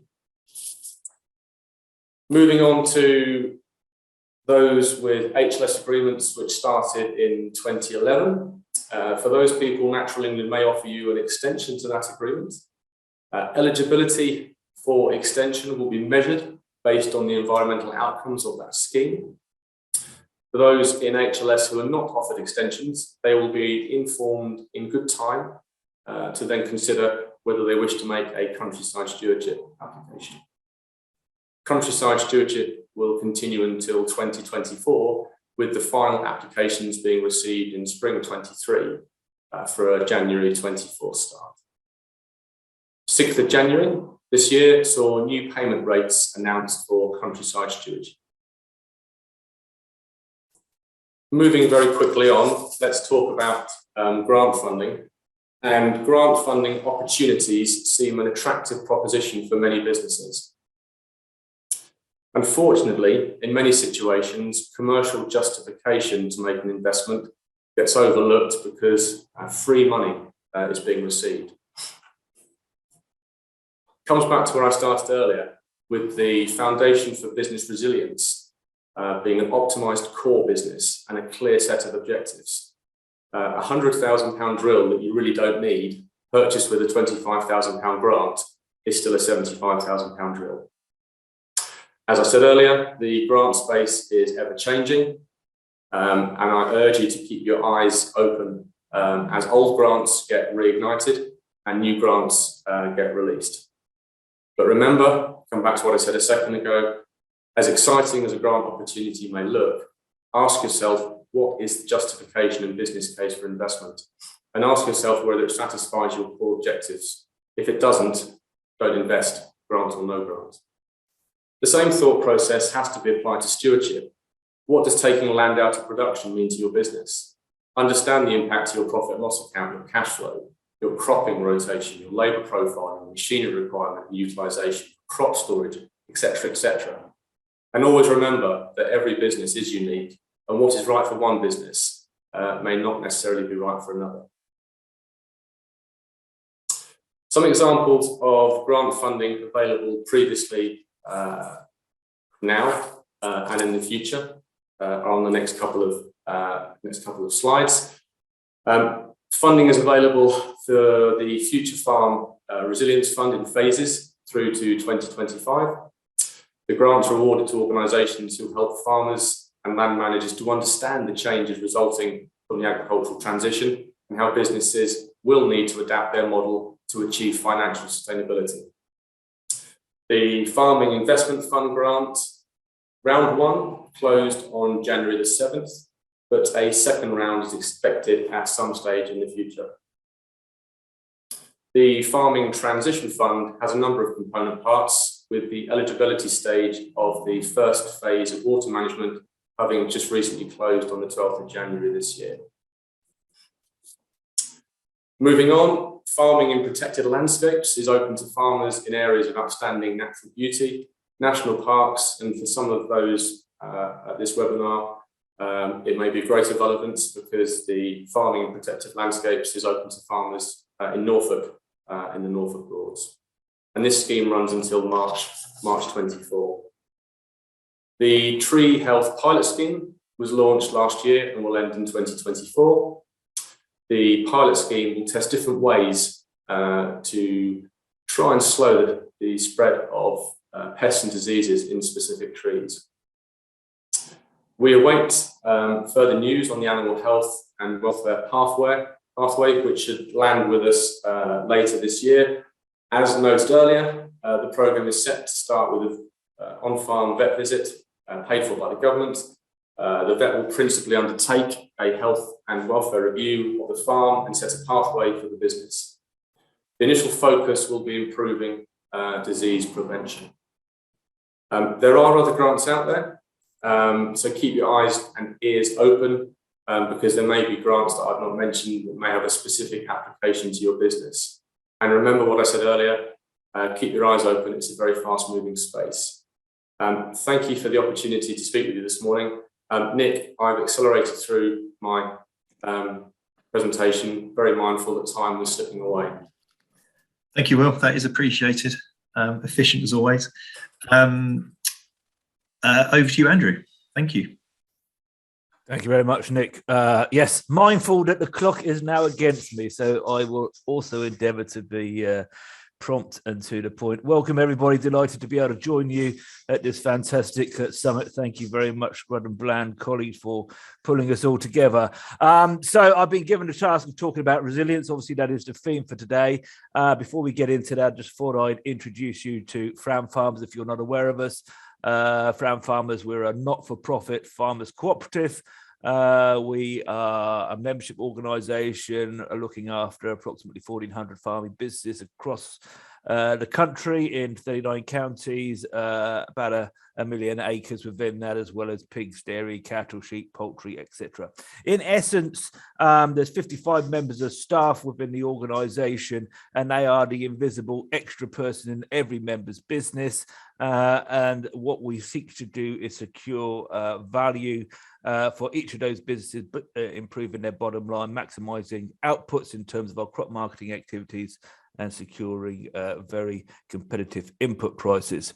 Not only that, we seek to make doing business easier by taking away the administrative burdens for each individual member. And for me, also very importantly, is providing objective advice. We don't actually sell anything. We can truly sit there as the objective advice in all the commodity groups where we have industry leading experts. So forgive me for that quick summary of who Frown Farmers are. So carrying on, we'll skip through the board, lots of faces. I'm just slightly surprised that we appear to have completely the wrong presentation there, so I don't know quite how that's happened. So let's just forget the presentation and I'll talk to you instead. So resilience is the topic for today. And others have already, well, Will actually nicked my, yeah, it's the wrong presentation, so I don't know quite how that's come about, but my apologies. Resilience is the topic for today, and Will had actually nicked my quotation about resilience. Definition of resilience is about adapting to change quickly and dynamically. And for me, I find resilience a very negative word, actually. Resilience for me sounds like survival. It's a bit like sustainability. I was talking to friends over the weekend, and I said, you know, if you had to describe your marriage as resilient or it was sustainable, it doesn't really invoke a huge amount of joy. So for me, what we need to talk about is vitality. And that is what we in farming are extremely good about. And I think that's how we need to approach a lot of the decisions that we have coming forward towards us. The first thing that we need to think about is what I call the context of control. So if we're going to have prosperous businesses with lots of vitality, we understand we need to get the right balance between control and understanding. And again, earlier on, Nick actually referred to this. So with his pest diagram, there's lots of things that impact on all our businesses. They might be things such as obviously ag policy, climate change, Brexit, legislation, consumer trends. All of these different things are going to impact on our businesses, but we can't control them. We have absolutely no say or input in terms of what they are. All we need to do for those is understand their potential impact. Don't try and control them or bury our heads in the sand. They're there, they will factor in on our business, but we just need to understand. The things that we have in control of our business are much more straightforward. So we have the assets, we have the people, we have finance, and something else that has earlier been referred to is risk and our attitude to risk. So we need to understand those factors that are impacting on our business, but what we need to really do is look at the things within our control and decide how we are going to manage those things to ensure that we have this prosperous business with lots of vitality. And we've just heard from Will regarding the ag policy. So what we need to do is understand ag policy and understand what the changes are. And my broad brush approach on the transition from BPS, and I think we all hopefully have an understanding what that transition is going to be. That means that effectively 50% of, at most, I think, 50% of what has previously been received through BPS may be available through the various new initiatives, grants, etc., but it's a maximum 50%. So let's all understand that we do all need to completely recalibrate our farming businesses, and you know, Frown Farmers, we're no different. We are currently recalibrating our business. And so I think we need to step back and look at our farming businesses through a different lens. And we've already heard from a number of this morning's speakers about perhaps looking in a different way at something we've perhaps been doing for many years, whether it's in terms of cropping rotations, how we manage soil, etc., etc., etc. So for me, we've got those traditional assets which we would perhaps look to in our farming businesses, such as land and buildings. Those are the traditional assets that we think about. We look at, you know, cropping rotations, etc., or the livestock. And even within those, if we just take land, even with that, within that sector, I think we need to step back and think, how are we using this asset of land? Is it in the best way possible, given that we want to maintain a prosperous, vibrant business and an income one would presume from that business going forwards in a slightly new environment? And so, yes, we've seen from traditional cropping to some people electing to go into using land to produce crops for energy production. You know, diversification and COVID and staycations is probably driven a little bit more. But even, you know, the concepts of vertical farming, etc., these are all different ways of achieving output from an area of land. But it is evolving very quickly. And again, the same with buildings. You know, we've looked at sort of the traditional, the grain store. Oh, shall I turn that into a commercial lead and buy some storage somewhere else?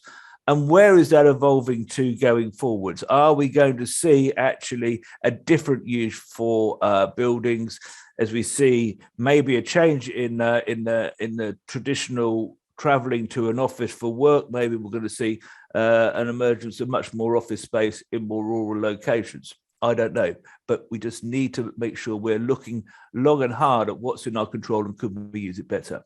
And then for me, we've got these new assets which are emerging, and we have them in all our farming businesses.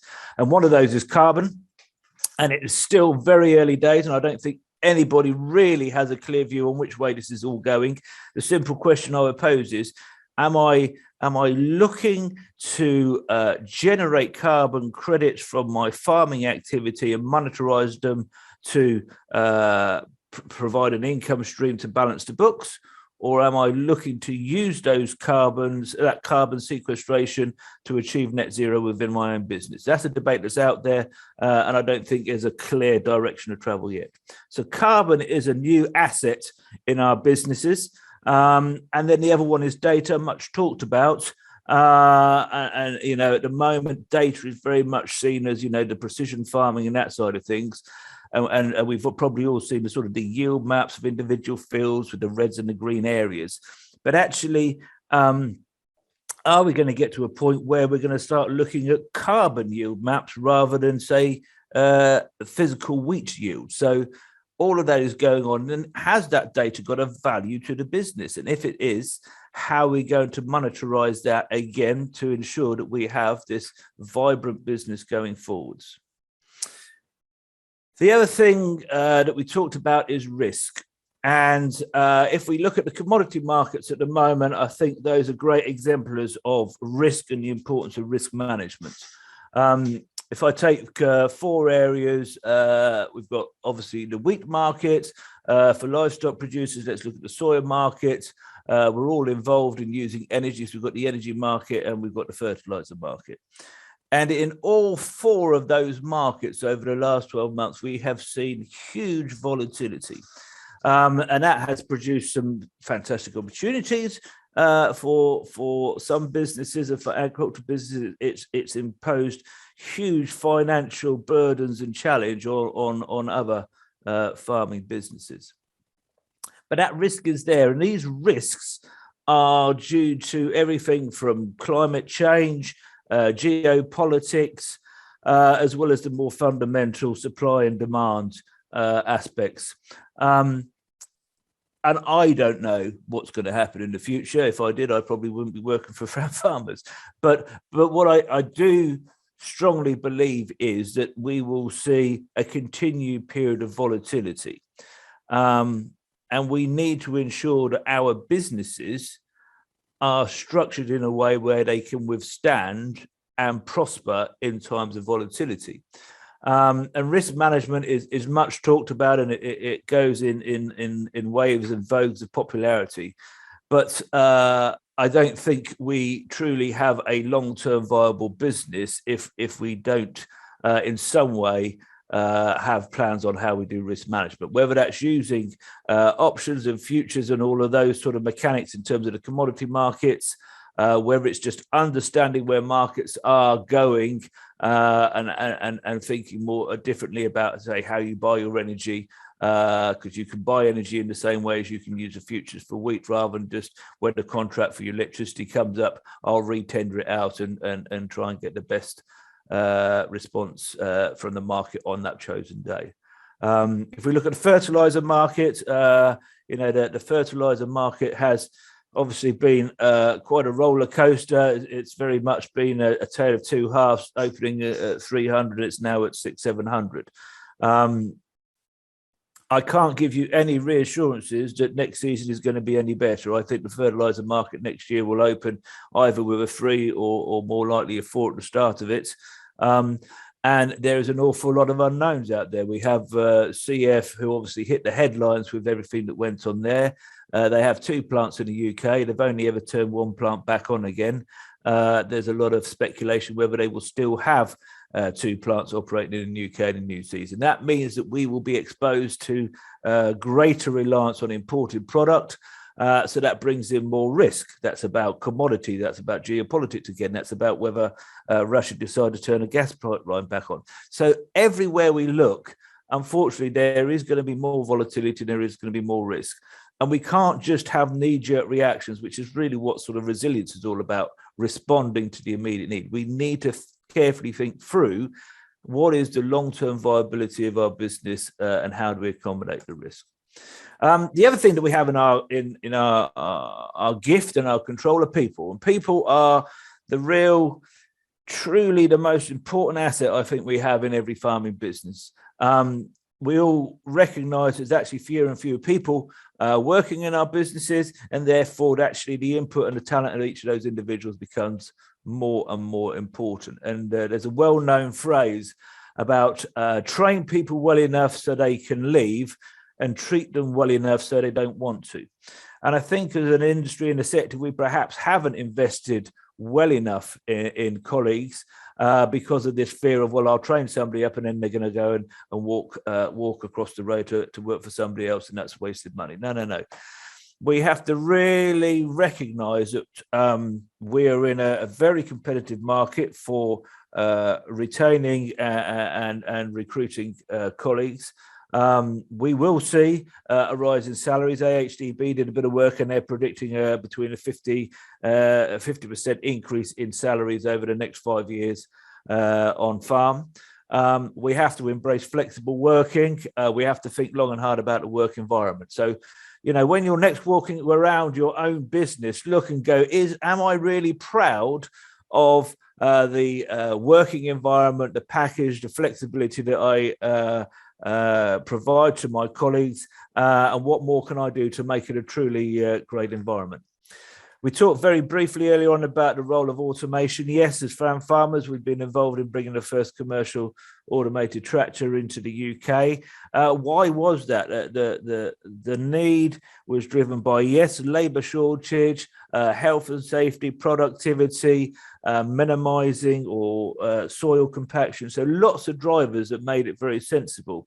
And that business has certainly already seen some huge benefits in all of those areas as a result of it. It's not just on the arable side that we see this. Obviously, robotic milking has been well established for some time. And I think the debate is now out there where are we going to go next? So are we going to see swarms of lots of very small vehicles and drones, etc., swarming over fields? Or are we going to see the more traditional, larger power plants, but with maybe batteries and sensors and GPS, etc. So which way is it going? And I don't think that it's either or. I think there are going to be certain areas where we will see swarm technology really helping us in terms of food production. But at the end of the day, we are dealing with large, bulky, heavy commodities. And so there will still be, I think, a role for the larger power plants on our farms. So we've got people as one of our assets that we really need to think, how can we look after and motivate our people better to get a more vibrant business? We need to look at our traditional assets in terms of the land, the buildings, the carbon, the data. How can we use those? And then we have the two, and we've talked about risk. And then the final area is obviously finance. Now, you can, you know, if you're a combinable crop farmer, and depending on when you bought your fertilizer, we have an opportunity at the moment due to where commodity prices are, and if we bought our fertilizer well, etc., we are enjoying perhaps more favourable financial returns than we perhaps expected to have, and we really need to take that moment to look long and hard at our financial structures to understand, are they fit for purpose over the next 5 years? You could almost say we have a unique moment and opportunity to do that. We know many of the challenges are coming up. And we know that whilst the commodity markets have been quite, let's say, favourable for combinable crops in the last year, that isn't necessarily going to be the direction of travel. So I would urge all of my members, and I would urge all farming businesses, and it's something, again, we do in Fram, we're not immune to this, is to look long and hard and go, have we got the right financial structures within our own businesses to really help us take advantage of the opportunities coming up in the next 5 years in terms of vitality. I suppose the final point I would like to finish on, and it won't come as a surprise that I say this because we are a cooperative, is the importance of collaboration. A lot of what we've talked about this morning is about discovery. We talked even in the grants, some of the grants, it's about people collaborating together. We often say that farming is, you know, this is the most unprecedented change of a lifetime or of a decade or a generation.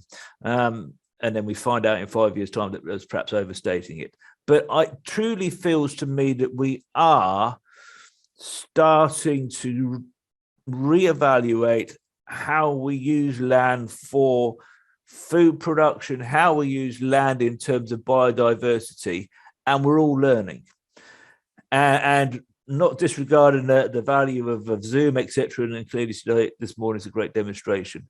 Collaborating, sharing knowledge is going to be absolutely fundamental to our success as an industry going forwards. What I always say to people I'm working with is, understand your own business, identify your skills that you're great at, which are required in that business, and identify where you've got skills gaps and go out and find the right people to help fill those skills. So understand the strengths of the business, understand your strengths, and when there's a gap between your strengths and the business, then seek others to help fill that gap, because that's the true sign of a great team and great leadership. So just to summarize, for me, resilience is about survival, and survival for me is very negative. It's about vitality and it's about growth. It's a recognizing what's in your control and what's outside your control. Focus on the former, but understand the latter. We will have decreasing support payments and increasing market volatility. Those are facts. So take a moment, or take quite a few moments, to look at your business and go, is your business fit for purpose? Can it be prosperous with those two knowns challenging it over the next 5 years? And vitality means adapting and change, and how your appetite to risk impacts on how much you wish to adapt and how much change you're willing to accept. And farming is no different from any other business. So it is about using and managing the assets to generate value and income that we expect from any prosperous and profitable business in the medium term. People, I believe, are only going to increase in importance within our businesses. They're going to become our most valuable assets, and we really need to challenge ourselves and look in the mirror and think, are we looking after and stimulating and caring for that asset as well as we could? And as I say, collaboration is the key to growth, and it is the key to having a prosperous and business with huge vitality. So apologies for not having any slides, but it did mean you had to listen to me instead. So there we go. Thanks ever so much. Thanks, Nick. Thank you, Andrew. It was very interesting to listen to you. Over to you, Gavin. Thank you. Yeah, I'm a tax partner at Land. Regularly advise agribusinesses on various tax issues. And I thought I'd start with a slide which kind of illustrates really, I think if we fast forward, that study was done in 2017, fast forward now, I think we see all those percentages be higher than what they are on that slide. So it just shows you really that the importance of looking at what the tax outcome is of diversified activities. Next slide, please. I think we'll see from this chart that, I've only listed a few here, but these are some of the common activities that we're seeing with our clients in terms of diversification. And, they are some of them are very distinct from another activity, which can make the tax treatment quite complex, particularly where you're mixing various activities within one business entity. Next slide, please. I thought I'd pick a couple of those activities from a tax perspective. The first one, furnished holiday lets. During the pandemic, I think there's been a real growth in income from furnished holiday lets, and it's a question that is increasingly posed at us.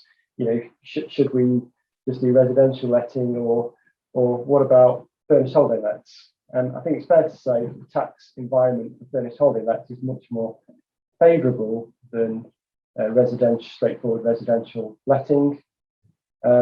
Firstly, if you meet the various requirements for furnished holiday lets, you can qualify as a trading asset.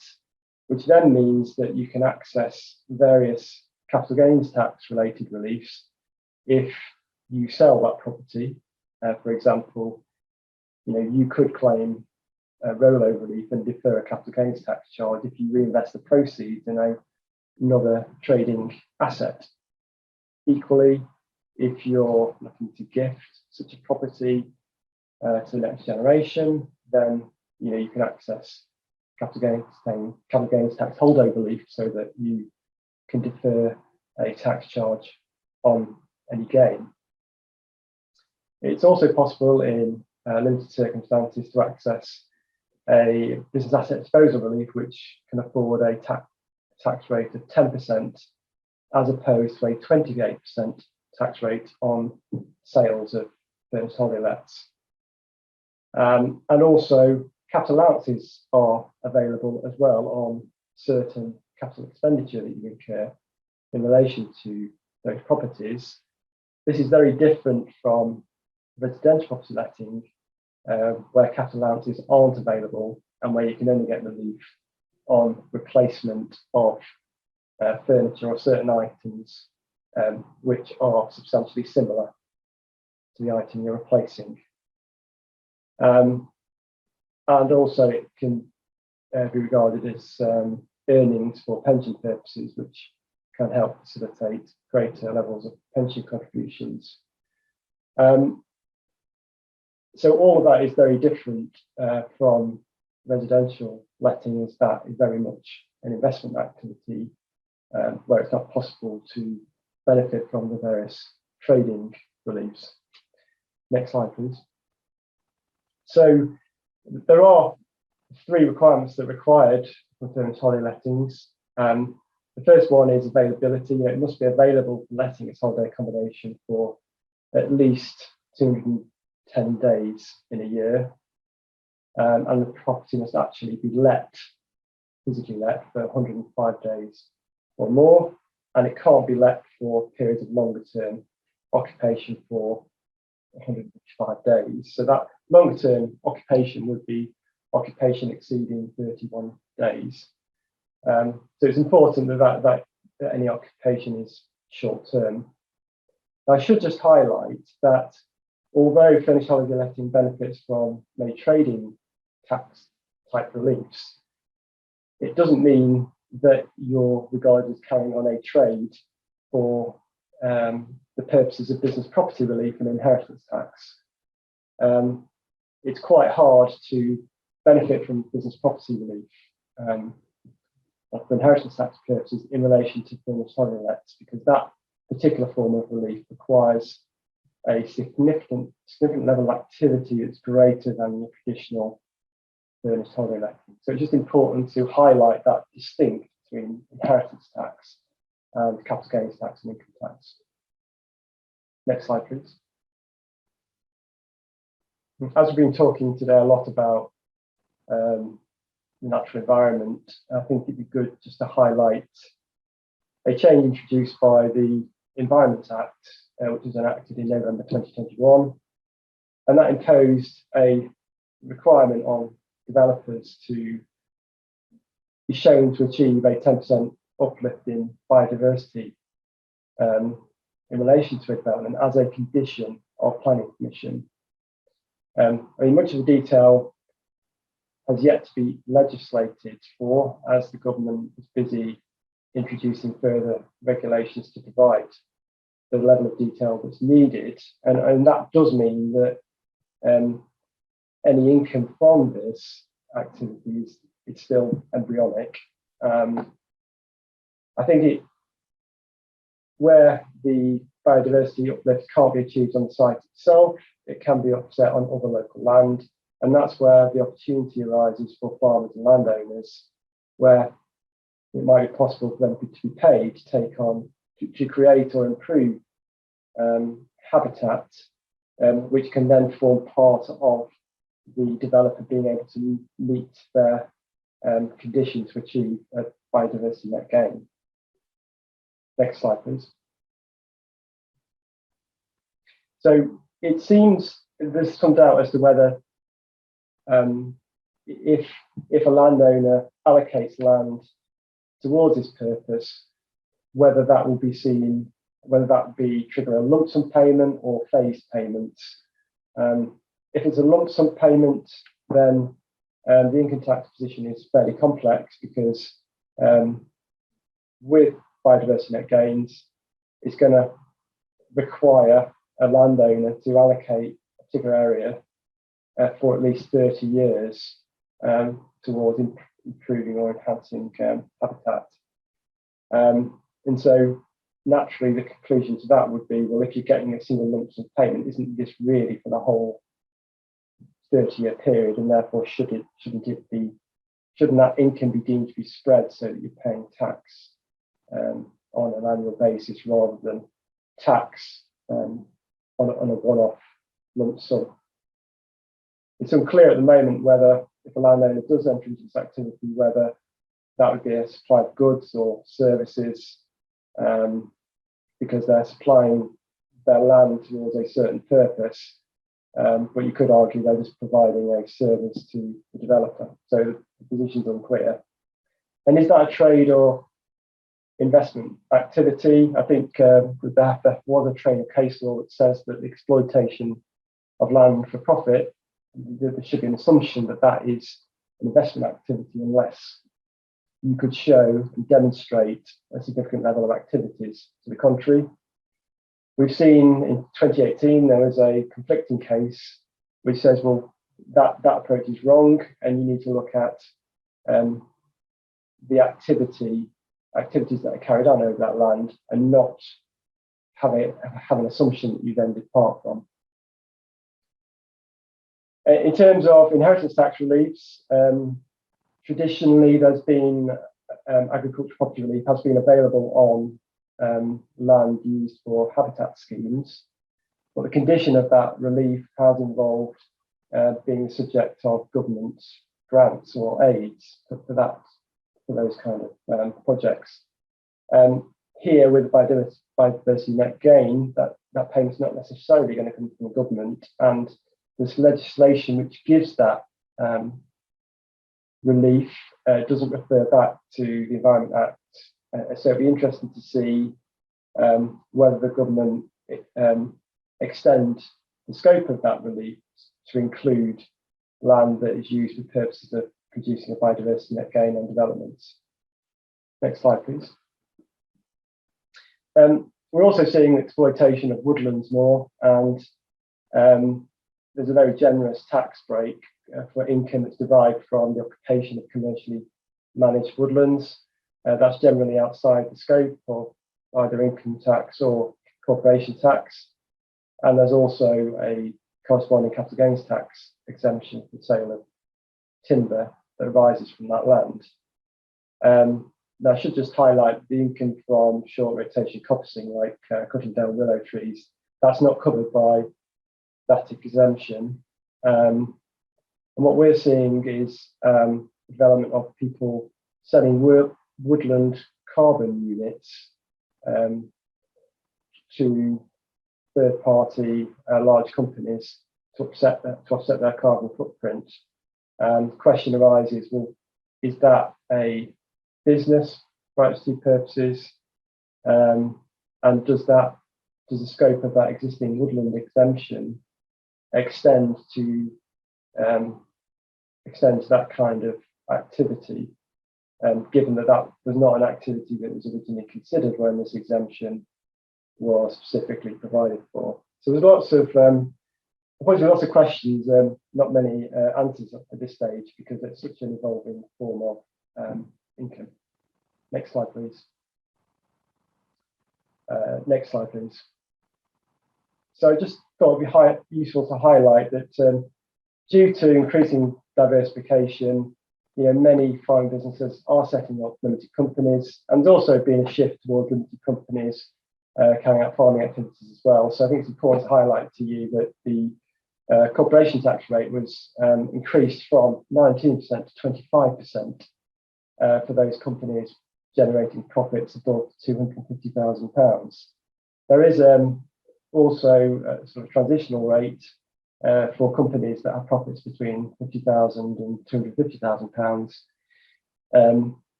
which basically means that those kind of companies will pay a rate slightly less than 25%, but it will be higher than 19%.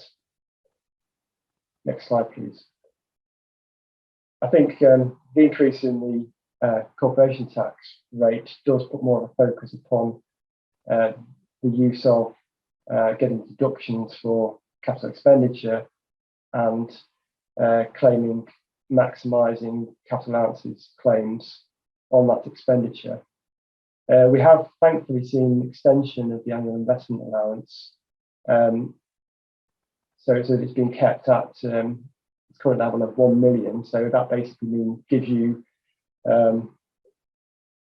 tax relief on capital expenditure that's plant and machinery on up to £1 million worth, and that gives you 100% relief in the year of expenditure as long as your level of expenditure is kept within that £1 million limit. Now that allowance is due to reduce to 200,000 from the 1st of April 2023. So it's good to use that allowance whilst it's available if you are planning on incurring capital expenditure. I should just highlight that the timing of expenditure is generally by reference to when there's an unconditional obligation to pay for that product. HMRC tend to take the view that that is when the item is being delivered. Obviously, and there might be challenges relating to that given the supply chain issues that are in play at the moment and difficulties manufacturing.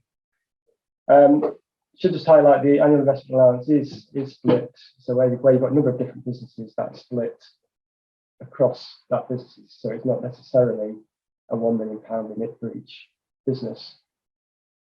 And then I should just highlight the super deduction is available. So basically that gives you an enhanced form of capital allowance, and it's possible to get that allowance on more than 100% of the expenditure, as long as the expenditure is deemed to be incurred prior to the 31st of March 2023.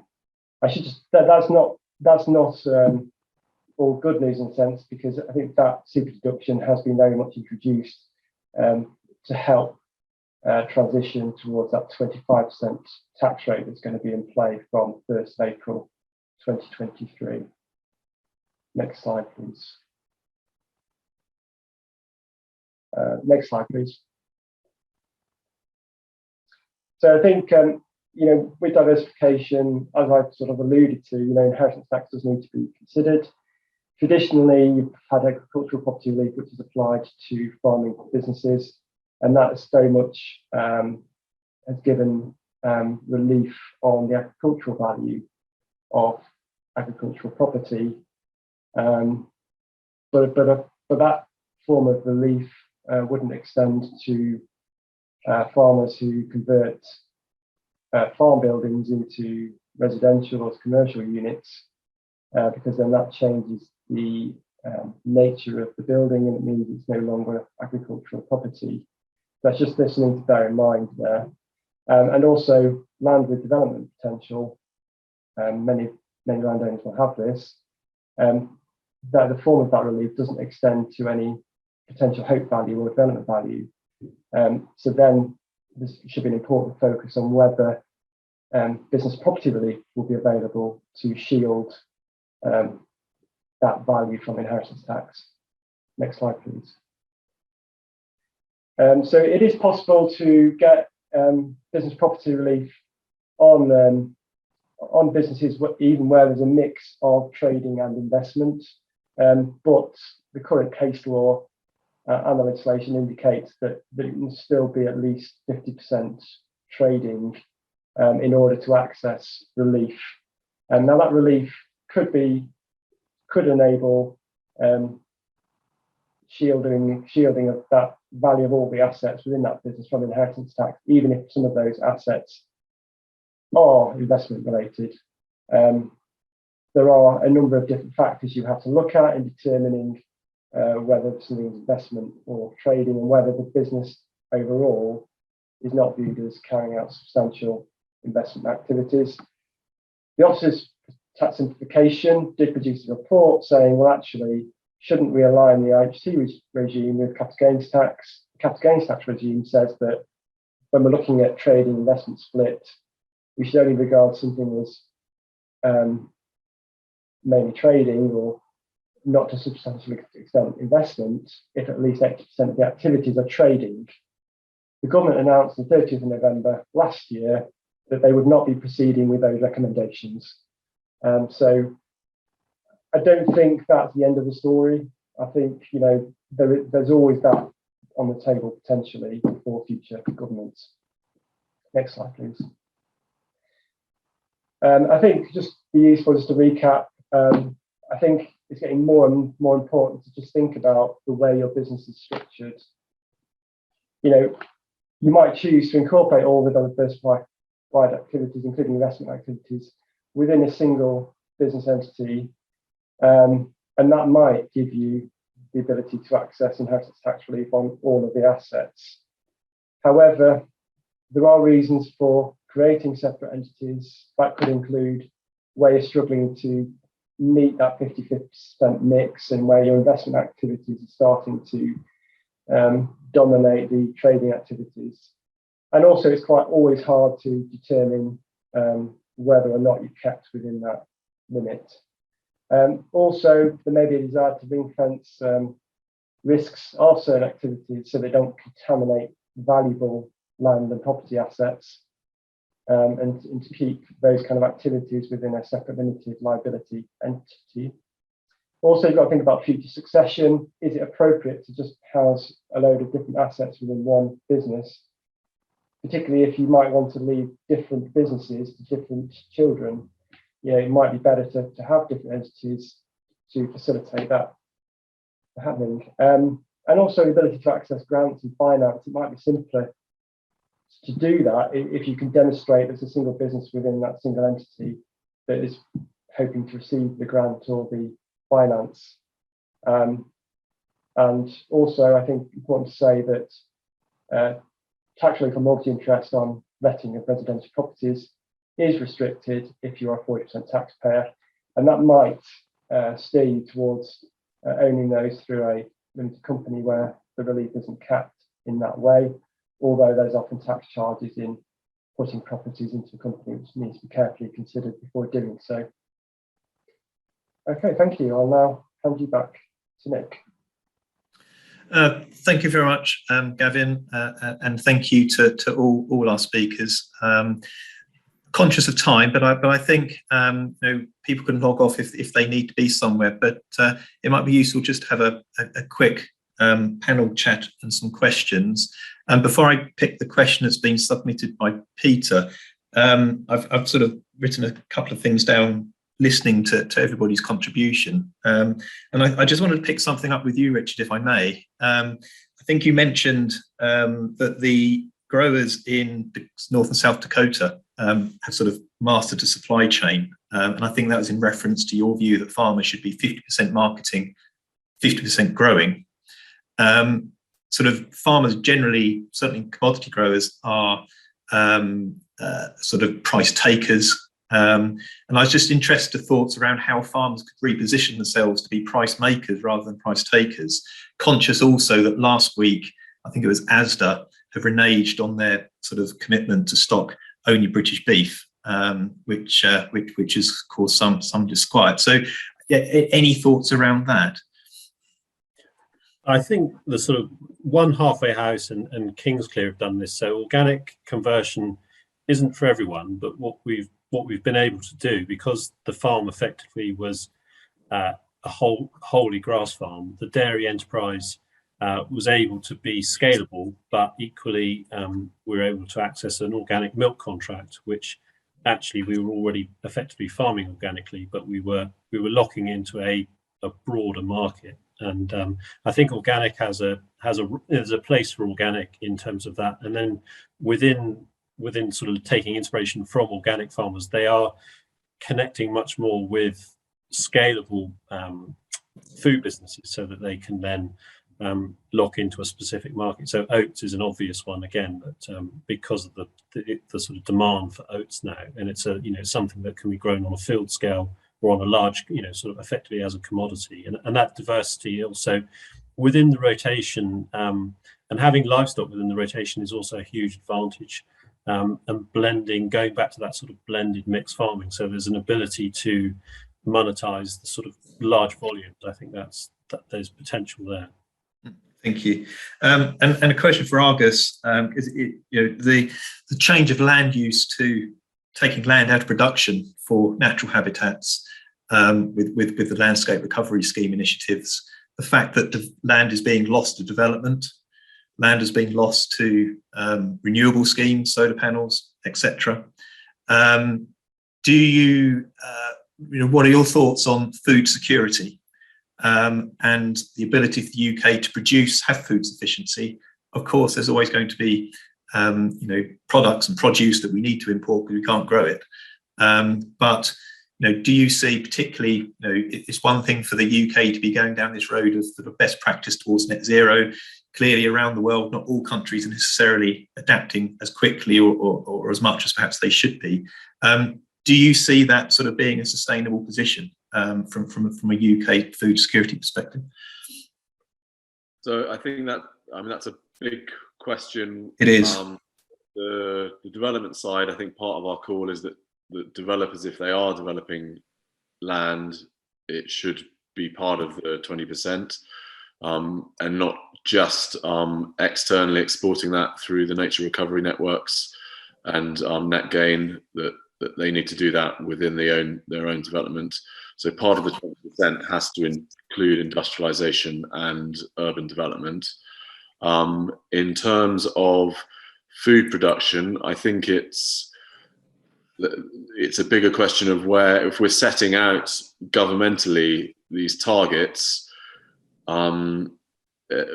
but the aspiration is still for cheap food, it's looking at, we're being asked to do one thing as an industry, so wearing a slightly different hat than the Wild East hat.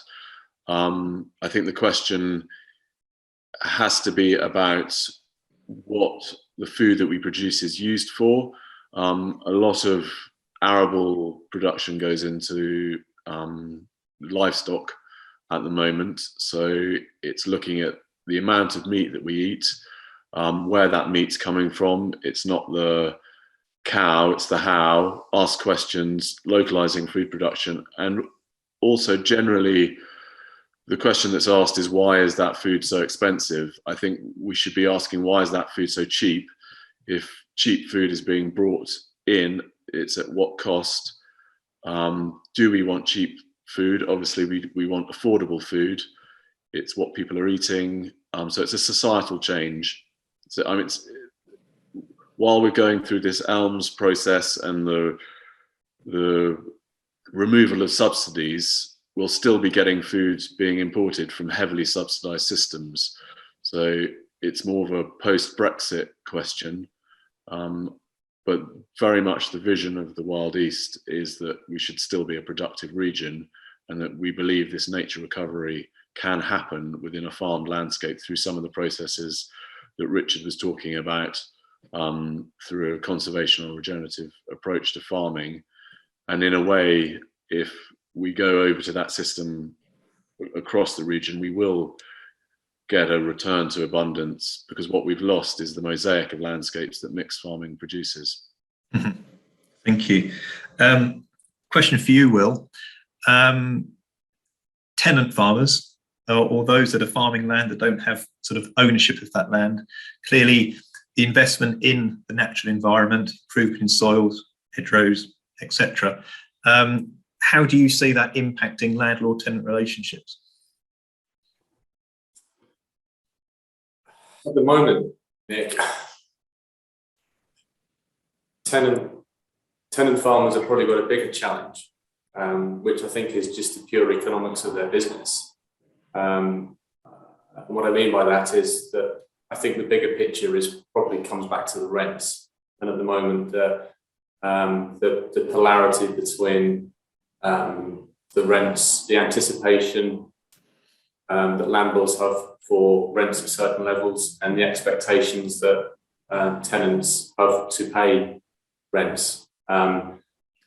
My personal view is that there isn't enough thought given to the individual productive capacity of a holding, because all holdings are different in terms of their natural habitat, their commercial productivity. We're all far too quick, or certainly some people are far too quick to just simply look at comparables. And comparables in one part of the country are not relevant to comparables in another part of the country. And I'd like to see us move into a more sort of equitable way to assess how to get landlord-tenant relationships on a more even keel. And that's partly down to how the parties are managed, how the expectations and anticipations of both parties in terms of that financial model, because the cake is only so big. And the landlord wants to receive his rent checks, and the tenant wants to be able to pay the rent checks and have money left in his business for reinvestment and to be profitable. I'm glad you mentioned your cake, because Will Hosgood, morning Will, has posted a question, taking on board your comments that Elm, etc., is the icing on the cake, not the cake itself.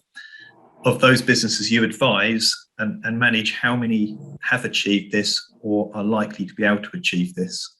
And is a farm business capable of achieving this? It's a very good question that Will has posed. How many have achieved this? In percentage terms, it's probably fair to say that those that have achieved it are probably businesses that I would categorise as probably more diversified businesses, as opposed to perhaps more vanilla, simple, broadacre combinable crop businesses. That's not to say that there are a percentage of those that have achieved that objective and set their stall out many years ago using some of the principles and concepts we've heard about from Richard and Nargis in terms of actually trying to have a business that is profitable without subsidy. That is and can be proved to be achievable for some. For some, it isn't possible or achievable for a variety of situations. Nature of the business, sole trader versus a partnership with 5 partners. If you've got 5 partners with 5 houses and 5 cars, 5 council taxes, you've got a different set of conditions and circumstances compared to the sole trader. So you've got to work with the cards you're dealt with and take that into consideration. But it's going to be a significant challenge for all businesses. And I don't think all businesses, to answer Will's question, will achieve that objective. I think for most it should be a target. And you've got to, again, come back to sweating all the assets within your balance sheet. Look at every single hectare on the business as a little silo. What should we be doing to optimize that silo, that asset within our business? Is it farming it? Is it the environment? Is it not farming it? Is it looking at ways again to maximize the potential in ways that we haven't thought of? And that's really the skill of bringing everybody in that team you spoke of earlier around the table to achieve that goal and satisfy the objectives of the business. Okay. Thanks, Will. An extension of that, coming to you, Andrew. Do you see an outcome of this? Ultimately, if there's a farming business that has insufficient assets to sweat in the absence of BPS, therefore they may not be viable. Do you see a potential outcome of this process is structural change, where smaller farmers and sort of tenant farmers, as Will sort of intimated, are potentially vulnerable? Do you see this sort of landscape could change, whereby you have large farms farming across multiple landowners, particularly if tax relief is retained in owning farmland without necessarily having to farm it? A very good question. I don't think it is as black and white as that. I'm pleased that Will has said, very directly, if there's less income coming into a farming business, then and it's a tenant landlord situation, then there has to be a realignment and expectation of what are going to be returns to both of those parties. I don't necessarily shorthand to, in this new era, that means it's going to be big will survive and small will not. I think it's going to be down to the agility, the appetite for risk, and the entrepreneurialism of the leaders of those businesses to decide which way they want to go. I know some very small 150 acre quite run down grass farms where new person's taken over that business and has seen a completely new opportunity on how to use the assets and the land in a different way from previously. So I'm quite optimistic and enthusiastic. I think it is going to challenge us. But I think, and as Will has alluded to, we've got to look very hard at every hectare, every part of the business and go, okay, what is the potential for that hectare? What is the potential for that bit of business? And how do we maximize that potential if we want to, getting down to the nuts and bolts, maintain the current lifestyle or level of living that we want to achieve from our farming activity? So there are going to be some questions, but no, I don't just shorthand it to it's all going to go into large corporate farming business structures, because that's the only way to deal with the economics. Okay, thank you. Staying with you, Andrew, just picking up, Peter has posted, I think there's a bit of a typo in the grammar, but I think the point that Peter's asking is, to get to carbon zero, looking at the whole supply chain from grower to merchant to end user. From your perspective, dealing very much in the supply chain, from sourcing materials to selling commodities, do you see that there is collaboration in that supply chain to sort of manage the carbon footprint of it?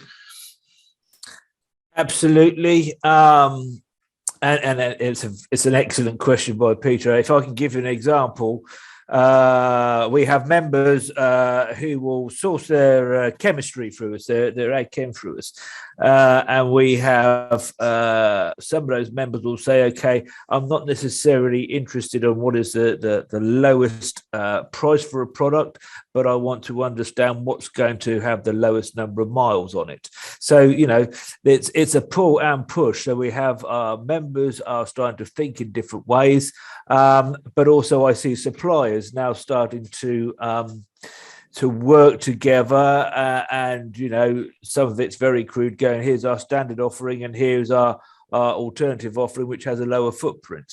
What I'd really like us to do, and I think Fram and other organisations, we have a leadership responsibility in this, is at least start to get every single business to understand what is their number at the moment. I think there's a lot of people holding off, going, well, do I go with this calculation or that calculation? For me, I'm not that interested in which software or whose calculator you use. Understand what your number is at the moment in terms of your impact on the planet, and then it's all about a direction of travel. The absolute number's not that important. It's, are you doing things which are either making that number go in the right direction or the wrong direction?